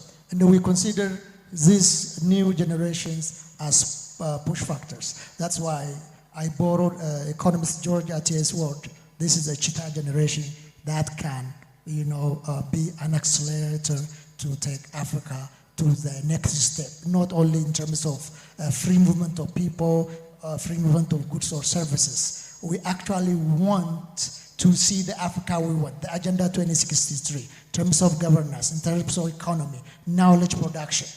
That can only happen by taking different steps, conscious decisions. So one of the things that you are good at is narrative power. So many people mention why someone is creating your narrative. What Africa is all about, I watched a couple of short clips. You see, even among ourselves, we share. You see, our friends wait for their husbands, how the Brazilians wait for husbands. So a lot of romantic pictures. Then they say, how the African wives wait for their husband. Then they have the machete and the wait for a husband. We laugh at this kind of stories, but there is a sinister goal behind these videos. If we play a bigger role, I think one of the Kenyan influencers, I don't know if he's here or not, how the Westerners do documentaries in Africa. I don't know if he's here or not. I was watching that, and that actually, wow, because I have traveled to those people to many countries. And actually that is some of them, not all of them, some of them is how they create documentaries. You are hearing this. I hope you have a blueprint, right? I hope you would agree with me. Over here? Okay. So I hope what you have seen here can serve as a blueprint for how you can transform a city in a short period of time with this scale and with this, in terms of even aesthetic aspect of it. So we don't need, I think it was what May or somebody mentioned, Africans just pay some foreign media, pay millions and then go there and do interview. No, we don't need external validations. We are good ourselves. We need our young people, our social media influencers. For example, this 2026 program, every African country should die for this, to host this. The people who organize this should not really struggle, should not suffer to put this together. It looks beautiful here now. I know one of the organizers really struggled. I even personally went on my way to make some calls. So we have to respect our content creators. These are our PR people, our diplomats, and our role models. If we don't have space for these policymakers at the end of the day, we'll fail if they always go for the external validation. We don't need that. We can tell our stories. We have to be honest to ourselves as well.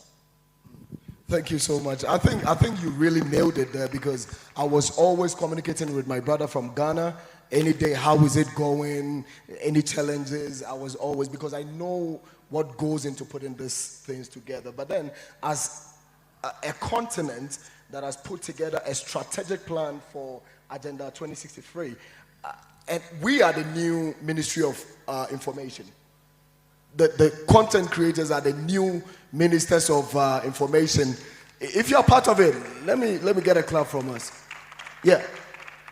And you see, one of the greatest challenges for me, I've been arrested in Ethiopia, and I had to call my brother Gameda when I was doing content in Howlett, not knowing there was some security officers following me. I didn't know them because they were in Mufti, and they were like, "What are you recording? Camera." And I have to give the phone to Gameda. I call him on the phone, then he spoke with them, and later they have to leave me. All government officials have security. Do we also have any security strategic plan for these young ministers of information as part of the agenda we are trying to project? Because whether we like it or not, some of us are going to be there. My first time in visiting Ethiopia was not about coming to see Ethiopia as a tourist. This year, I said to myself that I am actually going to travel around Africa to bring out the good things some governments are doing better. And I think it was the right decision I made visiting Ethiopia, because I saw a template that all African leaders can learn from. And regardless, there are still challenges attached to it. What are some of the strategic plans for security for some of these influencers when we travel around? Is it also part of it? Are we also going to integrate that as part of the strategic plans in protecting our content creators? Because we face a lot, and it needs to be part of it. If we are moving together that the world needs content creators, then we must be protected. Do we also have something like that? Thank you very much. I think it starts in, it takes me back to the brand hexagon that the governance ecosystem of any nation or of our continent speaks to who we are as Africa. The way we treat immigrants as part of the brand hexagon, the tourism, the exports, and the people.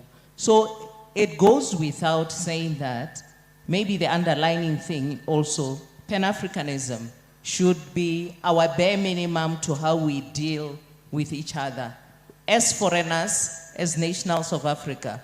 But also, if you look at the digital transformations strategy, it goes on to expand to the aspect of data governance and this, that. If somebody can confiscate your camera and claim you are a security threat, they will be looking for now speaking we are a sovereign nation, we know what the AU policy is saying, but the nation was at threat. So it goes back to the discipline and the Pan-Africanism, the underlying soft things that we cannot put you at a policy point, but at a humane point and at a Pan-African value-driven person point to say, is it right what you do? I go back to my position that, my brother, the policies are there. We tick the boxes, but we implement otherwise. That is why when we want to deviate or to slow Agenda 2063 that is supposed to accelerate, we raise up the flag of sovereignty and we feel justified. The bottom line is we are taking step backwards towards the Africa we want. The Africa we want is so well defined. Other continents don't have continental strategies. They envy us, but the enemy is in the detail. The enemy is in the execution at member states level. So data protection, your human rights, they are well articulated. We have human rights court, we have ECOSOC, we even have organs that are specifically to protect you. But deviations happen. And I want to take back to the platform that if we don't solidify execution and occupy our space, acknowledging one positive thing that no one can ignore you on social media. There are people who are hired by political parties to monitor what you guys are saying. And political parties build manifestos departing on what you are saying, because what you are saying matters. So I want to go back to what he said. Magnify your voices, don't underestimate it. You are borderless, and you could be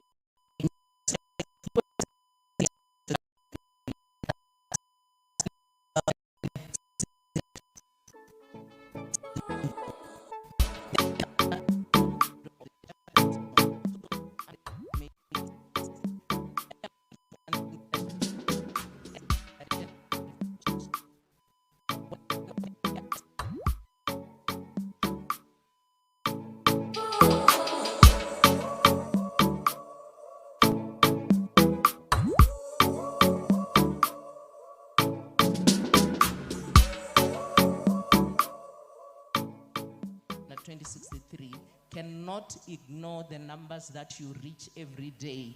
We are going to leverage your potential. Thank you. Thank you.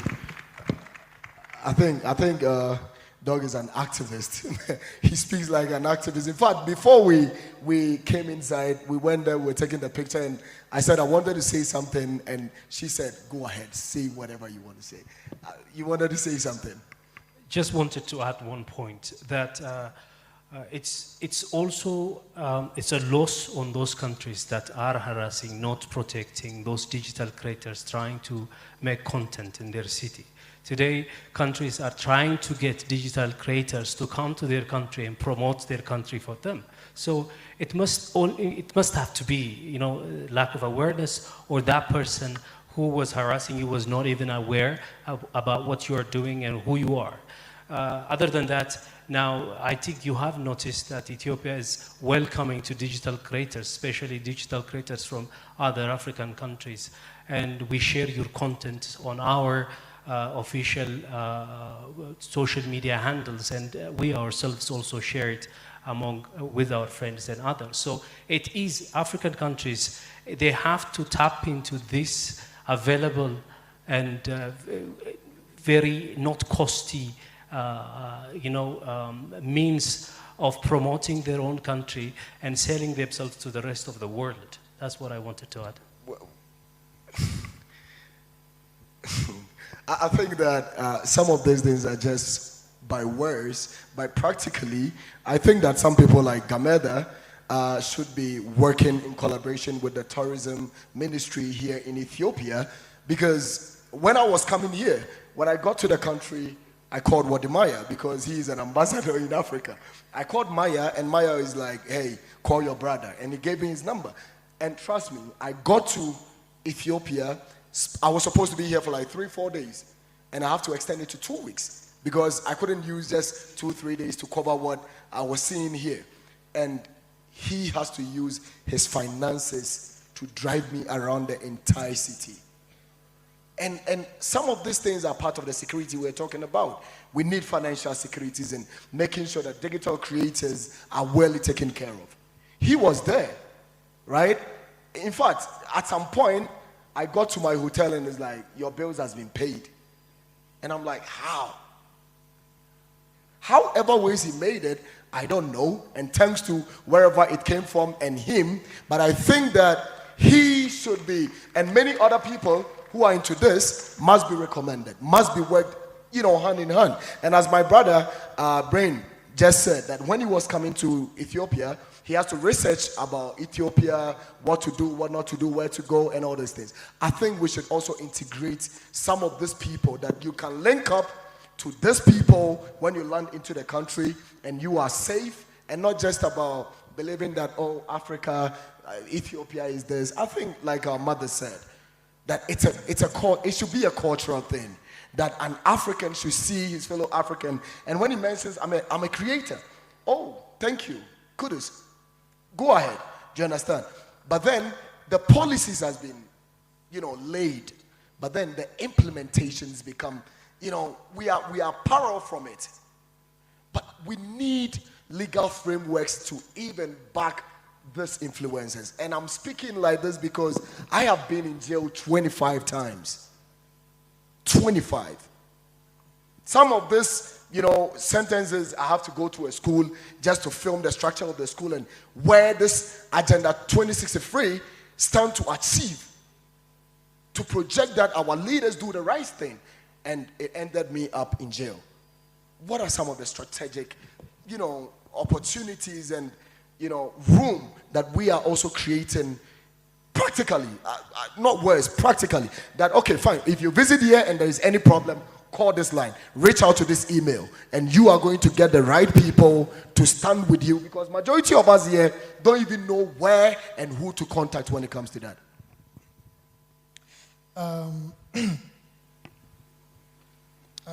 Let me say, the nature of your work assumes some level of risk. Just that's the nature of your work. I'm not saying that it should assume, but that is the there is a risk in there. The Because price to pay. as I said, you are speaking truth to power. And the power like China. So you might go back and again get arrested for 26, 27. That might happen. But as a framework, as African, our primary objective should be institutional capacity. The government can have a policy that says, okay, don't interfere, don't harass people, don't take their camera. But how much of it is institutionalized all the way down? Sometimes there is one police, he might say, hey, don't record. You might say, oh, the government of Ethiopia is saying don't record. No, that's not the government of the position. That is probably the individual. This could be the case in other countries as well. So that's one. For example, you say, oh, when I went to go to Ethiopia, I had to Google what to do. So Google gives you some narratives. Who really shaped those narratives? You know who shaped those narratives. They tell you, don't go outside this, don't do this, you're gonna risk. Those narratives are shaped by others. So that is, they give you out what they took in. And what they took in is the narratives that is designed to make sure that you get scared to go to your African, another country. So what the mayor said, cancel to Dubai, cancel to Paris, but the Google is saying that, oh, you go to Paris, that is better, because you still Google. So we have to make sure that we also know the information flow, who is shaping it. The other point is, you mentioned about financial security. Our governments must see our creators, our startups. They must support them. They must invest them. You are our information minister, you said, our communicators, our peers, our diplomats. So the payment that you might get from the content that you create might not be enough even for sustenance.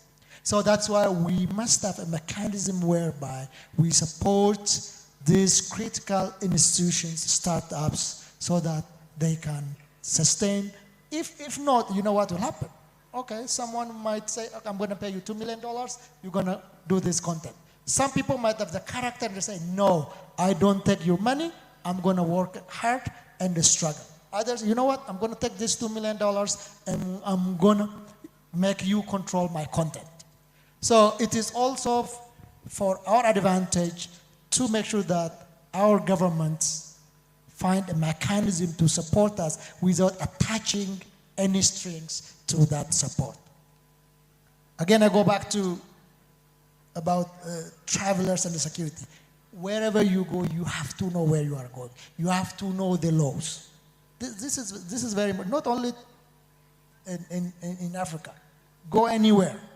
You have to know their laws. Countries have laws. So I don't advise you to say you don't have to know law. It is very important. I think you need to add something and we close, because I've seen a lot of people getting exhausted. I don't know if there are any other questions or add up from the audience.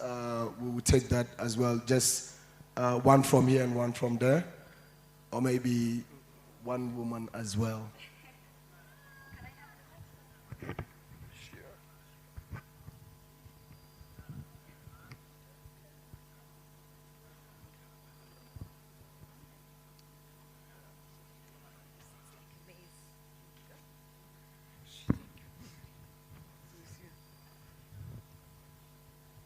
Thank you, everyone. I'm glad to have you here, all African continent peoples from around Africa. We are so glad to see you here. I just have to say something for the representative of AU.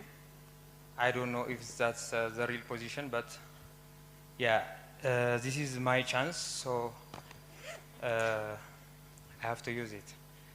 So when I was a kid growing up around African Union here in Addis Ababa, I used to watch leaders, diplomats, and important people walk through the halls. I never imagined that one day I would have also entered in those rooms. Not as a politician, but as a young creative photographer and videographer. One day I got the opportunity to get into the African Union Fashion Week. I was in there. There was a meeting. As a photographer, I had a chance to go there, but at that moment, I had a chance to connect, to speak, and maybe to even to change my future. But I stayed quiet. I let that opportunity pass. Today, I believe this is my second chance. As a children, we all have dreams. Some people are living inside their dreams already, and some of are still waiting for the door to open. My dream has always been bigger than myself. Bro, I'm so sorry. We're running out of time and we want to really make it short. So if you can summarize it in 1 minute, that would be very appreciated. Yes, it will be 1 minute or less. Right. Okay. My dream has been always bigger than myself. I dream of building a stronger youth connection across Africa, a generation of Africa creators, influencers, entrepreneurs, artists, and visionaries who stand together as one. Because when African youth unite, we can create a real change in a real time. But to make that happen, we need support from our government, African leaders, and some corporations. We need African leaders to believe in young people. We need governments to invest in African dreams. We all know Africa have tried many times to rise together, but history has shown us something painful. Many of those people who truly try to change Africa are often attacked, ignored, or silenced. Sometimes by outsiders, sometimes by our own people. But still, we must continue as Ethiopia, as the home of African Union. We carry both responsibility and privilege. Addis Ababa should not only be the political capital of Africa, it should become the cultural home of Africa too. I always imagine this. If someone visits Addis Ababa, they should feel the spirit of the entire continent in one city. Thank you, brother. This is very insightful, but we need to give opportunities for other creators to also. And I will use this opportunity to propose that I've been to a lot of summits, and when the summit is done, that's it. We need to create a platform where we all creators here are going to be on so that conversations continue. So that you can put some of this script there, then we'll deliberate on it, ponder over it, and we, plan ahead of it as we move forward. Thank you. Yeah, almost No, that's thank you, sorry. Sure. Sorry about that, my brother. Sorry.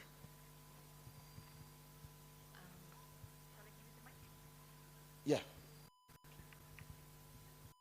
Thank you, Very Ralph. short and precise. Thank you, Ralph. It would have been very painful if I hadn't asked these questions in front of the leaders from government representatives in AU and private sector. So my name is Dagmai. I'm an Ethiopian social media influencer. Actually, it's my side hustle. We do family social media. But this discussion has been very insightful because I'm a digital transformer by expertise and data. So I want to be very concrete on this one. So the previous panel moderator asked a very critical question. Enough has been said about the power of social media. So I would like to bring this high-level discussion a little bit down to social media. So Africa should be now, it's the right time to campaign Africa-based, this big movement to bring down this media influential thing we want on the ground. So what's the government's strategy specifically, since I'm an Ethiopian influencer, what's the government strategy? Because it's very happy to hear one or two strategies that will help Ethiopian influencers to do more of innovation and good storytelling. What about the African Union? Are they strategizing to have this Africa-based big campaign to bring this event, not a discussion on the air, but a fruitful on the ground? Thank you. Thank you. All right, so I think we'll take from our brother here first as the government official, then we move to... Thank you. If I understand your question is, what is the government strategy when it comes to digital creators? Well, digital creators are the government. What the government can do is, or what the government is doing now is laying the digital infrastructure, creating an enabling environment where the digital creators can work. At the same time, it will be up to the digital creators as to what they wanted to do. Otherwise, they would be employees of Ministry of Communication, you know.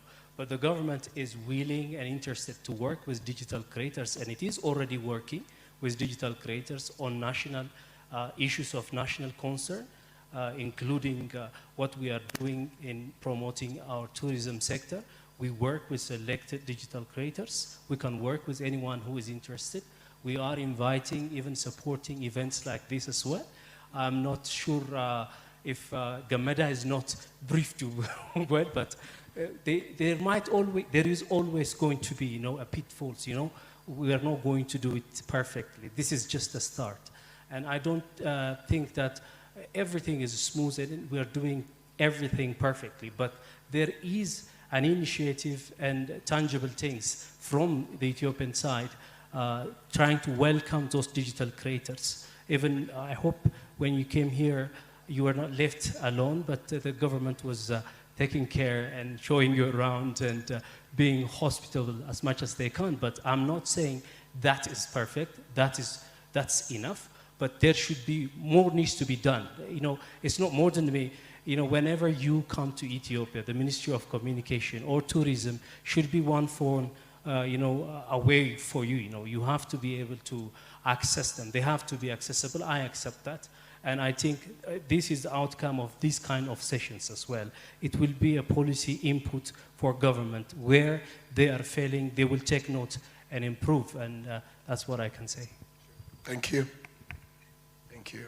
I believe that the government is going to really put more effort into making sure that the digital space become very solid in terms of networking and everything. Because there are certain space you go as a creator and you don't have internet, it becomes very, very, you know, unease for you to, you know, cope. So yeah, I think you put that in place as well. And very cheap internet.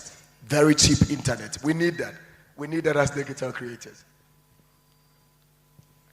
Yeah, I think our mother will do finally. Yeah, so.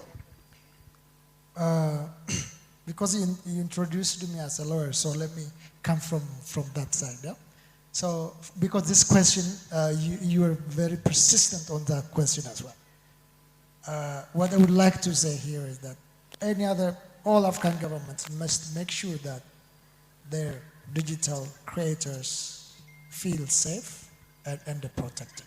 So this has to be one of their key pillars in their strategy in all aspects. So I think that is what you were very persistent about, protection. So obviously in the context of law, the government has a duty to respect and protect. And that framework must uphold those two very key principles. Thank you. Right, thank you. Briefly. Let me depart from learnings from other engagements, especially with the youth. There was an engagement around the governance ecosystem where I was particularly asked the question that I'm still exploring how to position Agenda 2063 around it. The question was, to what extent are the adults, the minority of the African population open to the diversity, to the youth inclusion, and also to leading the world in terms of the demographic dividend. It is the first time that a continent is populated by the youth. I attempted to answer that unless as Africa, we get to know that in some things, we don't have a benchmark. We have to lead and comfortably lead and fearlessly lead. There's no one in front of us to benchmark from. We are a benchmark as to How are we exploiting the youthful demographic dividend and reaching them where they are?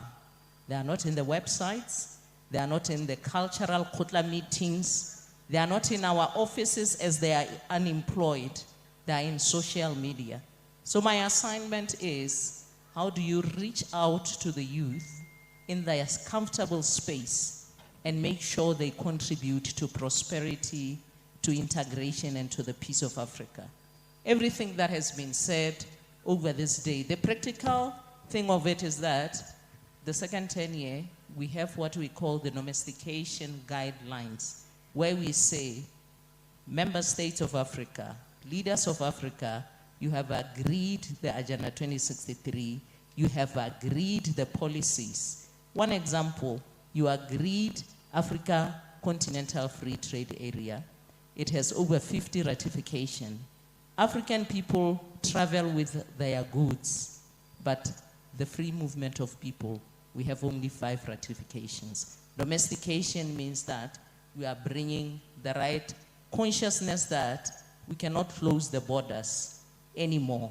If we have ratified AFCFTA to say the goods must move, they are not moving digitally, they move with their people, open the borders for people of Africa to move. So it is our assignment to create awareness and to keep creating the consciousness of African leaders that the strategy we've agreed on, it has political will. We are not going to go around the circle saying we are looking for political will. We are looking for implementation. We are looking for resourcing, domestic resource mobilization. Donors have closed their pocket. So this is where we are. And I commit that from the technical point of view, I'm representing the deputy chairperson, but my head is on the block that I'm responsible for delivery of Agenda 2063 at a technical level, and engaging you is a technical assignment, not a political assignment. So I invite comments from my fellow Ethiopians. We are here, I'm with my colleague. You can get our contacts and going forward, continue the conversations. Thank you very much. Thank you so much. I think we don't have much time to continue this conversation, and this is where we ended. But conversations continue as we create networks and we continue the conversation. Thank you so much, my panel. Thank you.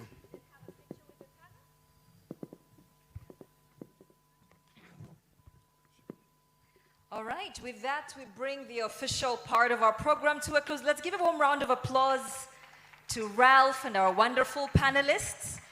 As we close, we're going to invite you to have a tour of the Adwa Victory Memorial, and then after the tour, we're going to have dinner together at Gion by the fountain to enjoy the evening breeze of Addis Ababa, and then after that, to extend the night and refresh even more, we're going to have cultural dances and entertainment at Totot's traditional restaurant.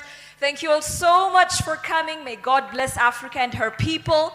Now enjoy the tour and also enjoy dinner at Gion by the Fountain and cultural performances at Totot. Have a wonderful evening and make sure to post at hashtag ASMIS 2026. All right, we'd like to say thank you to our sponsors, our premium sponsors. Thank you to the Addis Ababa State Administration and CBE. They are our premium sponsors. Thank you to our platinum sponsors, Ministry of Tourism, the Office of the Mayor, Ethio Telecom, Addis Ababa Tourism Commission, Dashan Bank, Safaricom Ethiopia, and Ethiopian Airlines. And of course, thank you as well to the wonderful people who have joined us today for the summit. Enjoy your evening, enjoy your afternoon, and thank you.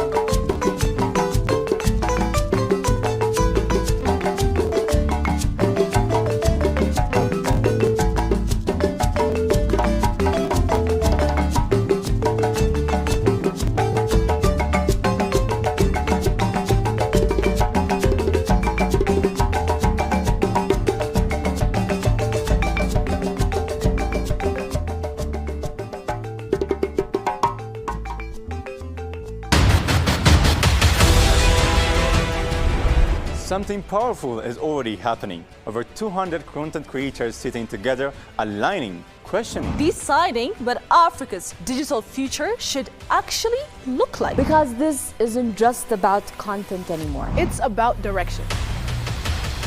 Millions of followers and millions of eyes. Now moving with shared purpose. Stories are being shaped with intention. Narratives are being clarified. Agendas are being defined. Because when Africa speaks in fragments, it gets misunderstood. But when it moves together, it becomes undeniable. What's happening here doesn't stay here.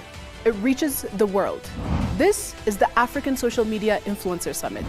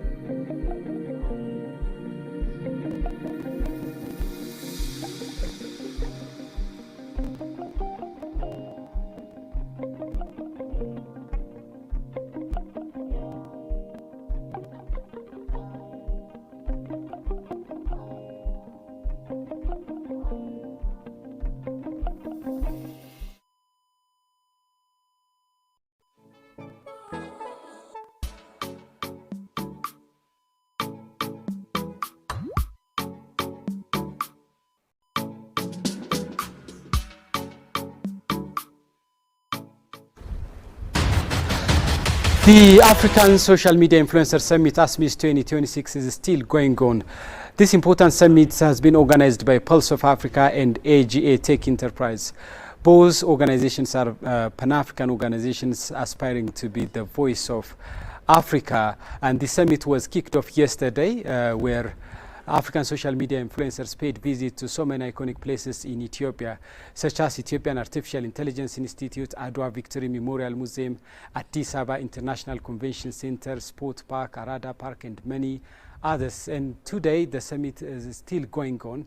And this morning, speeches were delivered, in particular by the manager of AGA Tech Enterprise and the CEO of Pulse of Africa. Both organizations are the organizations which organized this super important continental summit of African Social Media Influencers Summit. And following their speech were different panel discussions which were focused on different topics. And the first panel discussion was centered on artificial intelligence and content creators and the significance of artificial intelligence for content creators, the downsides and the advantages of artificial intelligence for content creators.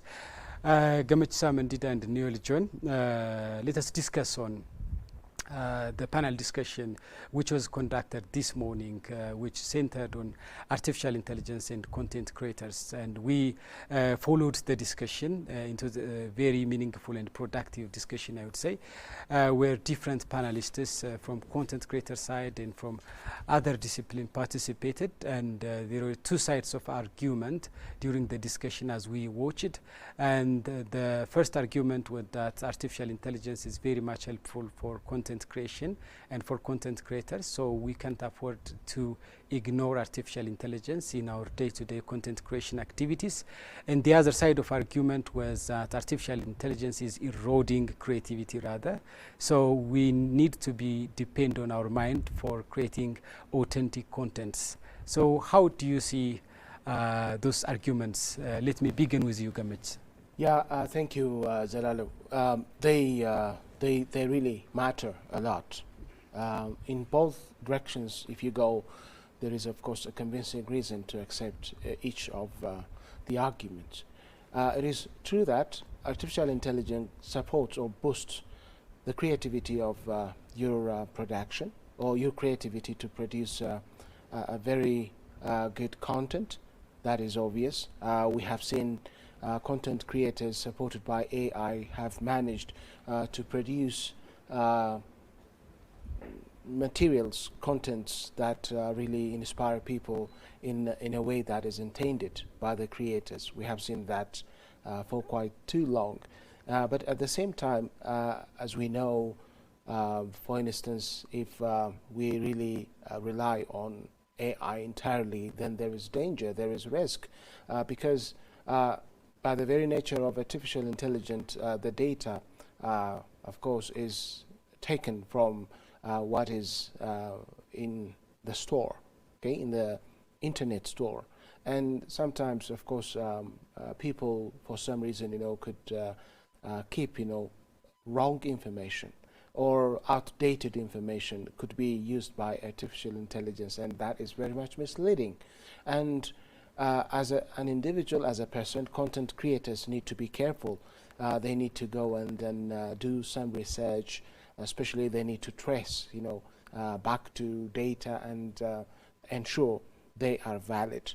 So both directions can work, and the intervention of the creator is very much crucial here.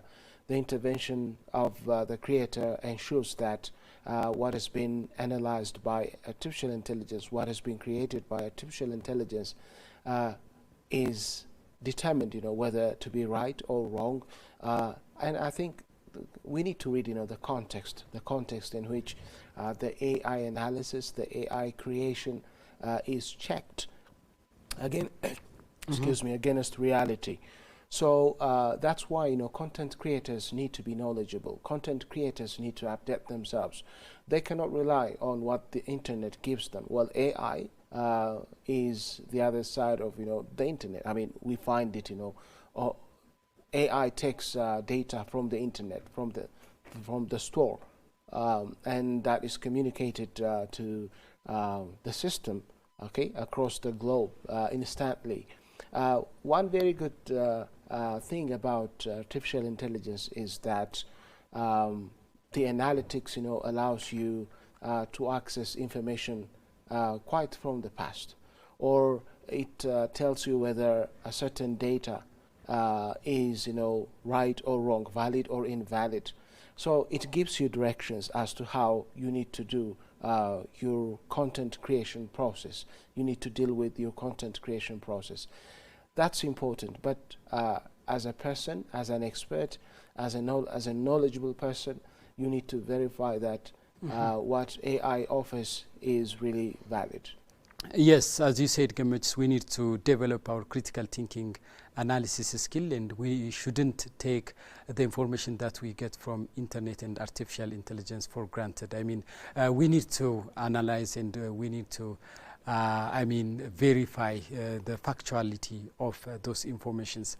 Noel, artificial intelligence these days has become part and parcel of our life, and it has been, used by content creators.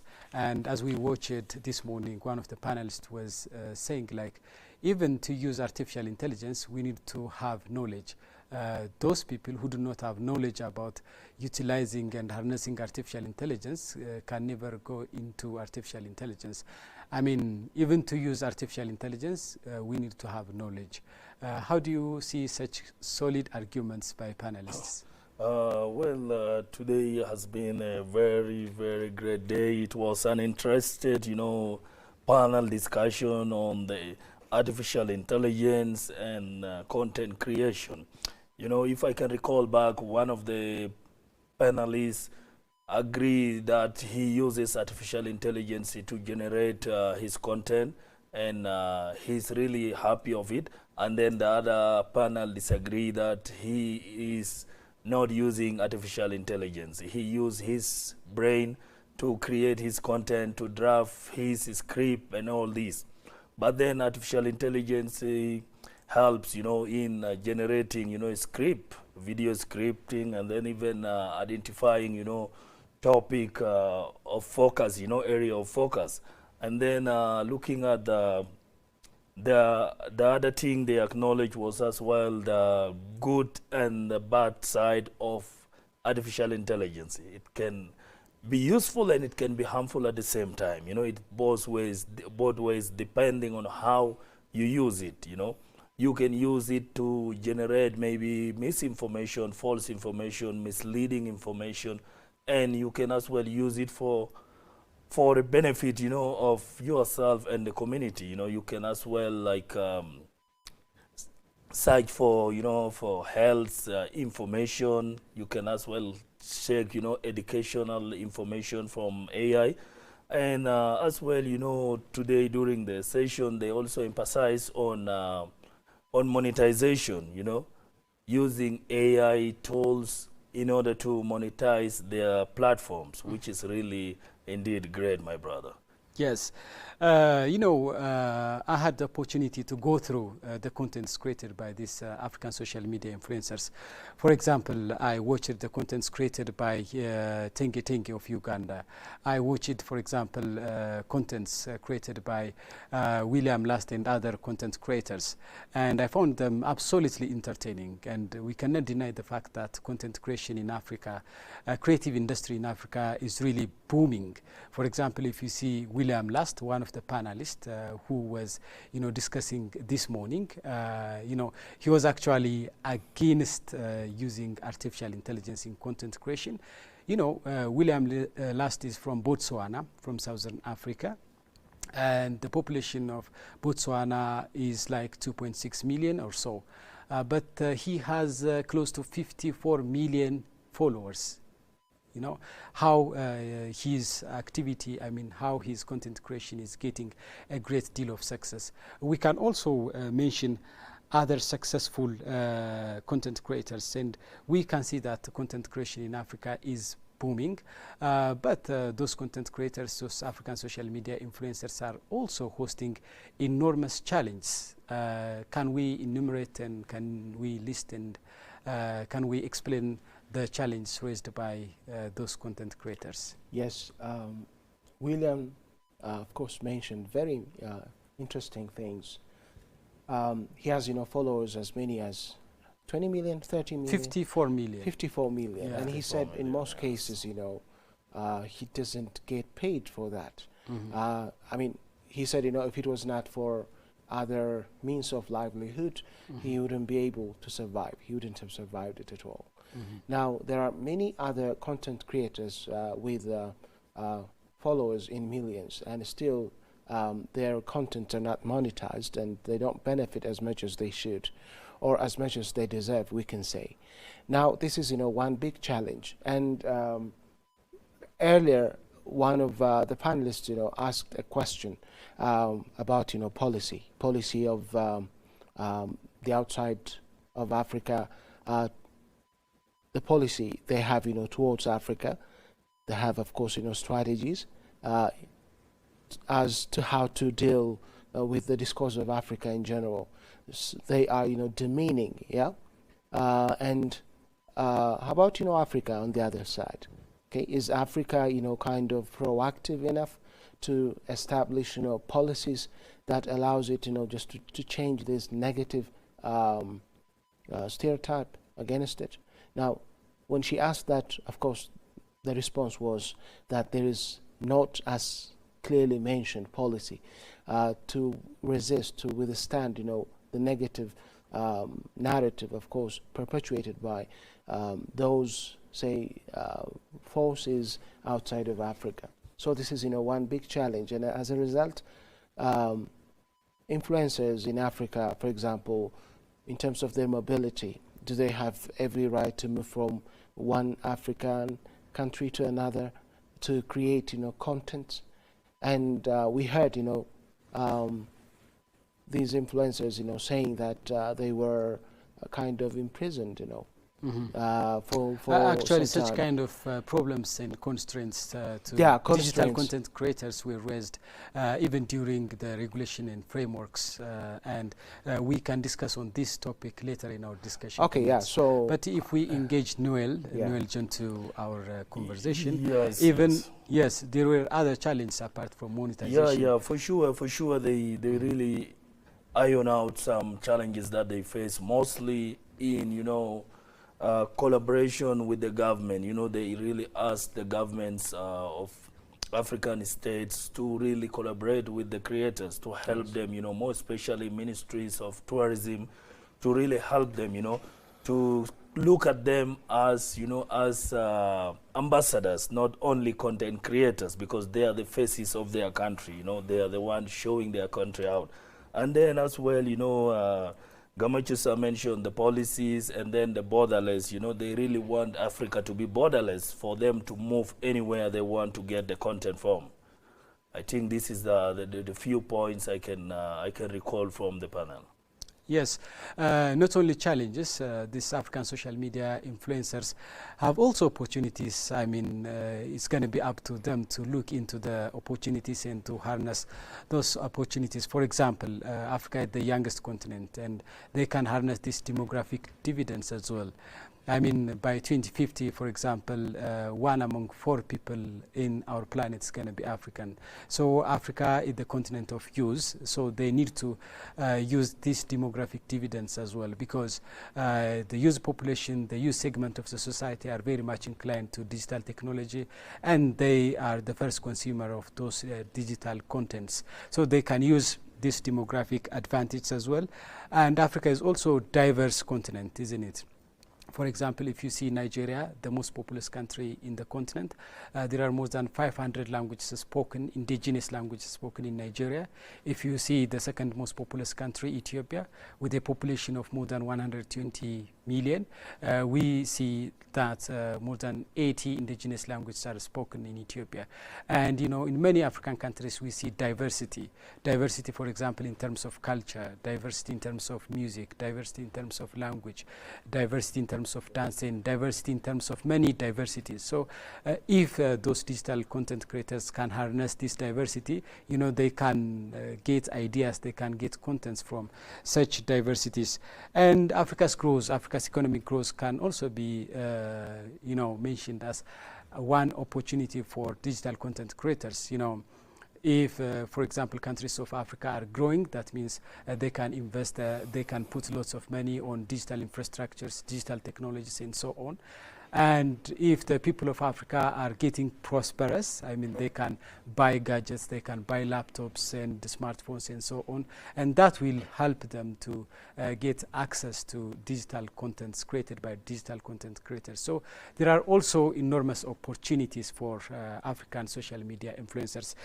We will continue our discussion later, and now let us have a transition, and when we get back we're gonna discuss on other panel discussions. There were 2 other panel discussions conducted this afternoon, and the one focused on branding Africa and the other digital infrastructure and digital governance.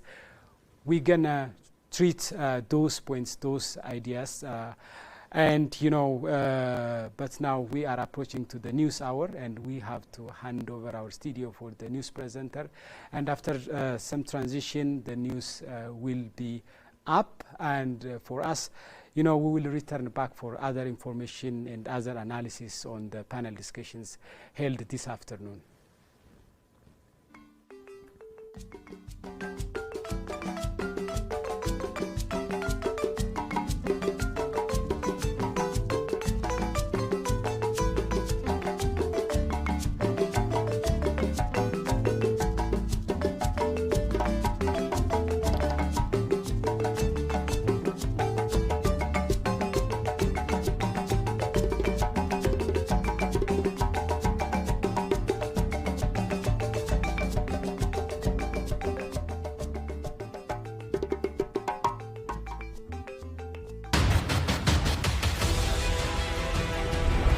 Something powerful is already happening. Over 200 content creators sitting together, aligning, questioning, deciding what Africa's digital future should actually look like. Because this isn't just about content anymore. It's about direction.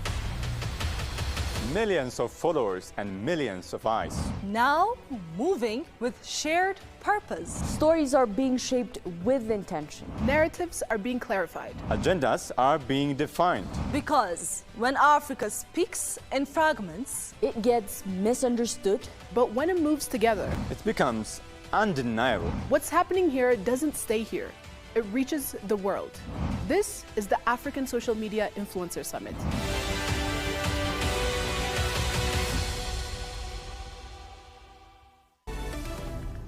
Next to a growing famine unfolding in West Africa, millions of lives are in danger. And according to the United Nations, many of those threatened with starvation. 100 million people by the end of this decade. This is no more acutely being felt than in southern Madagascar. Somalia could suffer rates of infant death unseen for half a century as warnings of a looming famine intensify.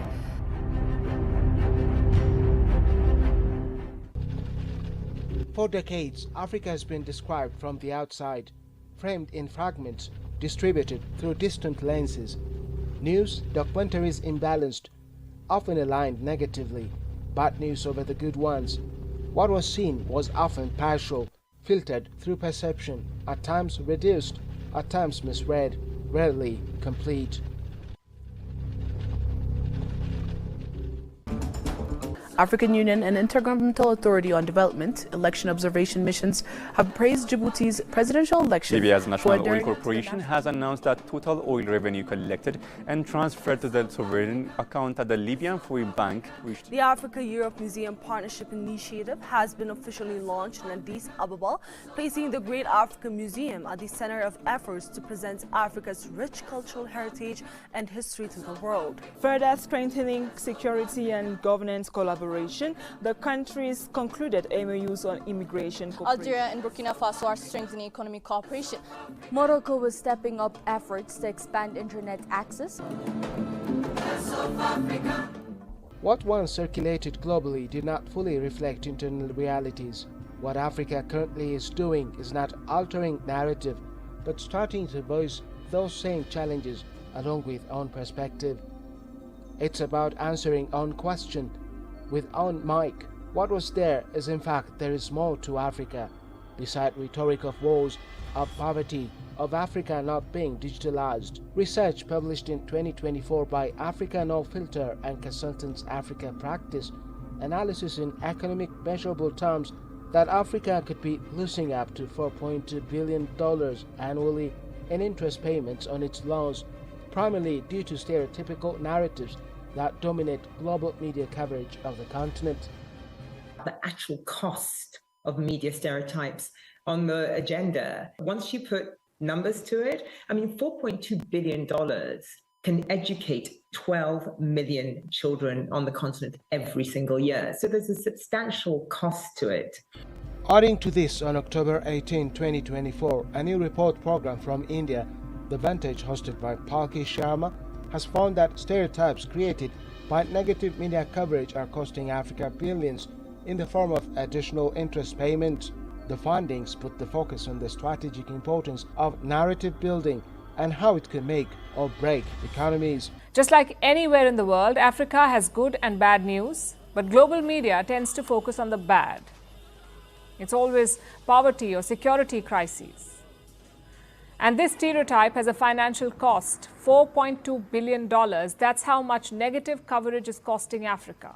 And now, Africa is beginning to challenge that model, not only ethically, not only authentically, most critically, through skill, through coordination, and through narrative fluidity. That does not erase difference, but moves across it. One continent, a media, a summit that defines rules in a space where rules are dissolving. Africa's media representation on the international stage. Africa is often portrayed in international media negatively. The endless representation of the continent troubled by civil wars, hunger, corruption, greed, disease and poverty is demeaning and dehumanizing and likely driven by a calculated strategy and agenda. This stereotypical and negative media representation of Africa not only disinforms the rest of the world about our continent, but also shapes the way we see ourselves as Africans. Telling our own stories and shaping our own narratives must be our top priority. In this regard, I would like to propose to this august body the establishment of an African Union Continental Media House. The media. On October 7, 2025, the proposed media came to reality. Pulse of Africa was officially inaugurated in Addis Ababa, marking a significant step toward redefining how Africa tells its stories by Africans for the world. Africa did not lack digital stories. It lacked control over how those stories moved as a continental one. But the conditions that shaped that imbalance are changing. Now the same digital platforms once used to describe Africa are now being used by Africa to define itself, one as aligned. We meet at a moment of profound global transition. In this era of uncertainty, Africa's strengths will lie in a union that is confident and united. As we approach the African Union Silver Jubilee, the moment marks a transition from foundational unity to functional sovereignty. Sovereignty means owning our narrative. Through initiatives like Pulse of Africa, we amplify African voices because development is never complete without our story. A transition from being visible to being self-defined. External interpretations are now being used internally at scale across languages, across regions, and across context. Can influence be institutionalized while still remaining authentic? Africa does not fully control the infrastructure of global digital platforms. Systems still determine what is seen, where it is seen, and how far it travels. In many cases, content is still localized, contained within regions, shaped by algorithmic patterns that do not originate within the continent. But the influence itself has changed. If influence was once about being seen, digitalization transformed it into something else. It became about replication, about how far something travels, how often it is repeated, and how quickly it spreads. Can content created in one African country move across the continent simply without being confined by invisible digital borders? The African Social Media Influencer Summit, ASMIS 2026, a deliberate intervention, an attempt to organize something that has until now operated without structure to create impact for a better Africa through creating authentic connection of media and institution, influencers and government stakeholders and private sectors. For the first time, scheduled for May 7 to 8, 2026, the summit places Ethiopia's capital Addis Ababa as a strategic platform for amplifying Africa's voice within the global digital space. The city that is icon for Pan-Africanism, and the Avenue of Adwa, a place of momentum made for past victory, where history was shown not just rhetoric, but also in action, where it placed Africa to be noticed globally. The city that is icon for Pan-Africanism and the Avenue of Adwa, a place of momentum made for past victory, where history was shown not just rhetoric, but also in action, where it placed Africa to be noticed globally. Now come the new form of Pan-Africanism, authentic narration, where more than 200 influencers, content creators, policymakers and private sector from across Africa and its diaspora about to open that same narration in own way. Among these influencers, William Lask from the Southern Africa, Zero Brenner Tenge from East Africa, Jovi Amoneki, Brent Jota, Sarah Mason, Nova Smith, Defa Gimba from West Africa, Napi Official from Central Africa, and many other highly influential figures are called for ASMIS to come to ground. How? Now this is where the summit familiarizes its major objective. The summit, positioned at the intersection of digital expansion, artificial intelligence acceleration, and highly valuable yet fragmented influences. Individually, each is limited. Together, they form something new, a coordinated architecture of influence. At its core, ASMIS is about coordination. ASMIS is designed to shape critical conversations around digital innovation, storytelling, and the expanding power of online influence. Introduces hands-on AI workshops where participants engage directly with the tools shaping the future of content, not as passive users, but as informed operators. It creates discussions on digital governance where digital platforms are examined not only as distribution tools, but as systems that shape perception. It establishes spaces where influencers connect with businesses, linking visibility to economic sustainability. And it opens discussions on digital governance, addressing accountability, regulation, and ethical responsibility within a context shaped by African realities. So the reason for connecting such influencers now, convened by Pulse of Africa with the AGA Tech Enterprise, a media positioning Africa globally, not as a subject of narrative, but as its author. Participants are actually expected to talk about or discuss about the importance of AI or the artificial intelligence in terms of shaping or enhancing the quality of digital media production.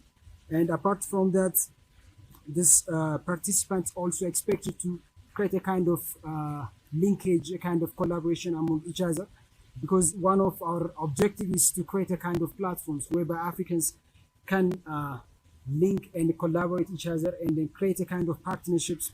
When you look at the workshops, the first workshop is going to be the AI and innovation.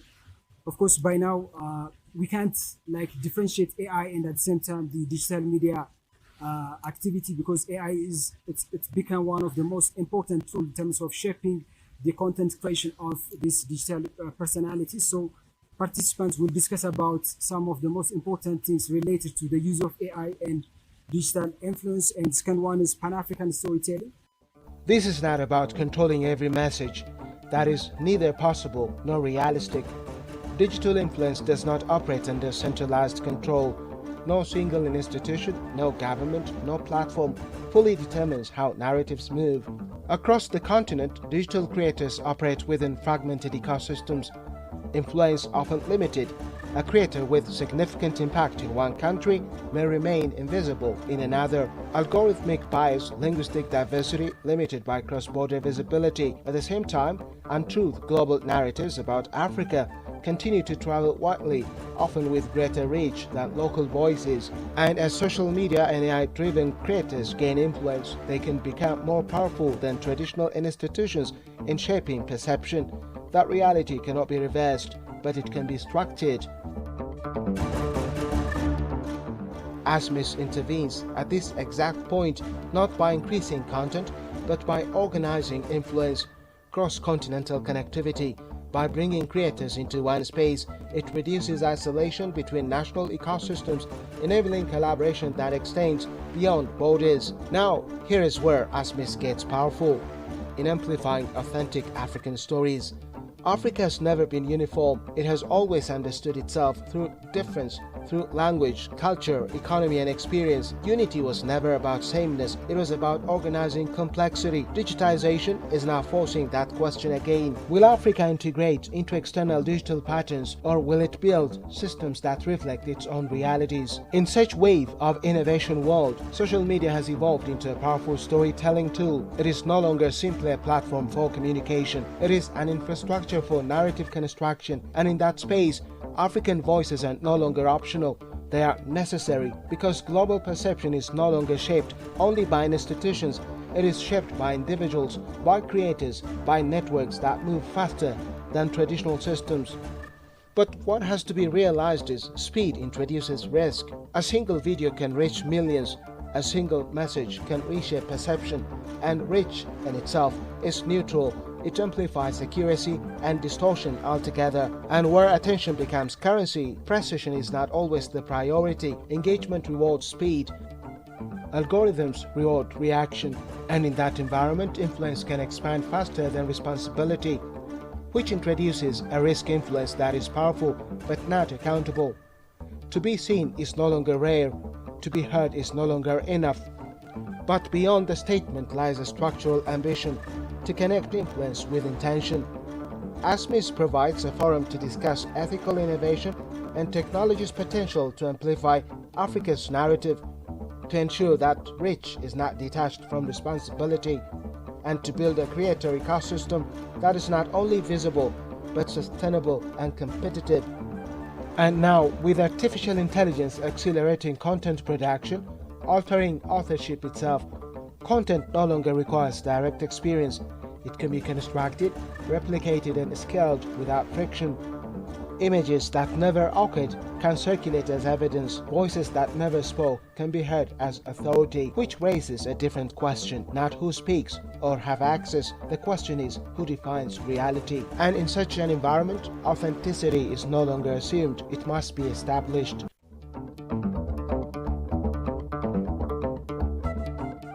Ethics, one thing that cannot remain rhetorical. It must function within how content is created, distributed and interpreted. Because when distortion scales, it does not remain isolated. It reshapes perception systematically. ASMIS here, again, redefine it. Now, with attempt to control influence, it attempts to align it. Through shared ethical frameworks, through responsibility distribution, through recognition that influence carries consequence. Because if influence continues to expand without accountability, the same tools that enable representation can produce systematic misrepresentation.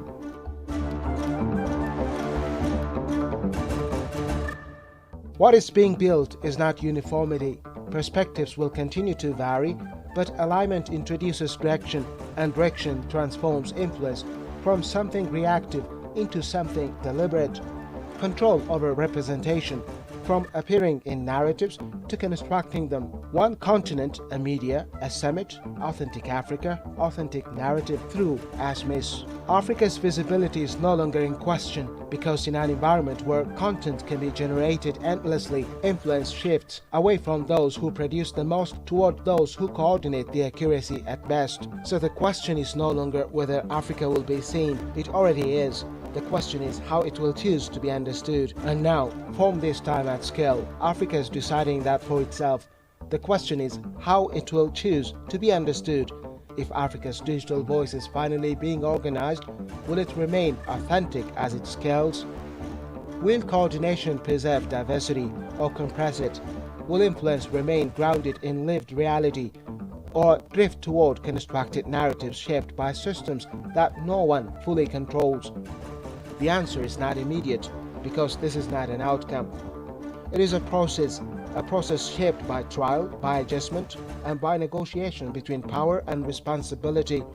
But one thing is clear, this is an attempt to organize a force that was never designed to be organized, and that changes the trajectory. The story has just begun. Africa, Pulse of Africa, and ASMIS.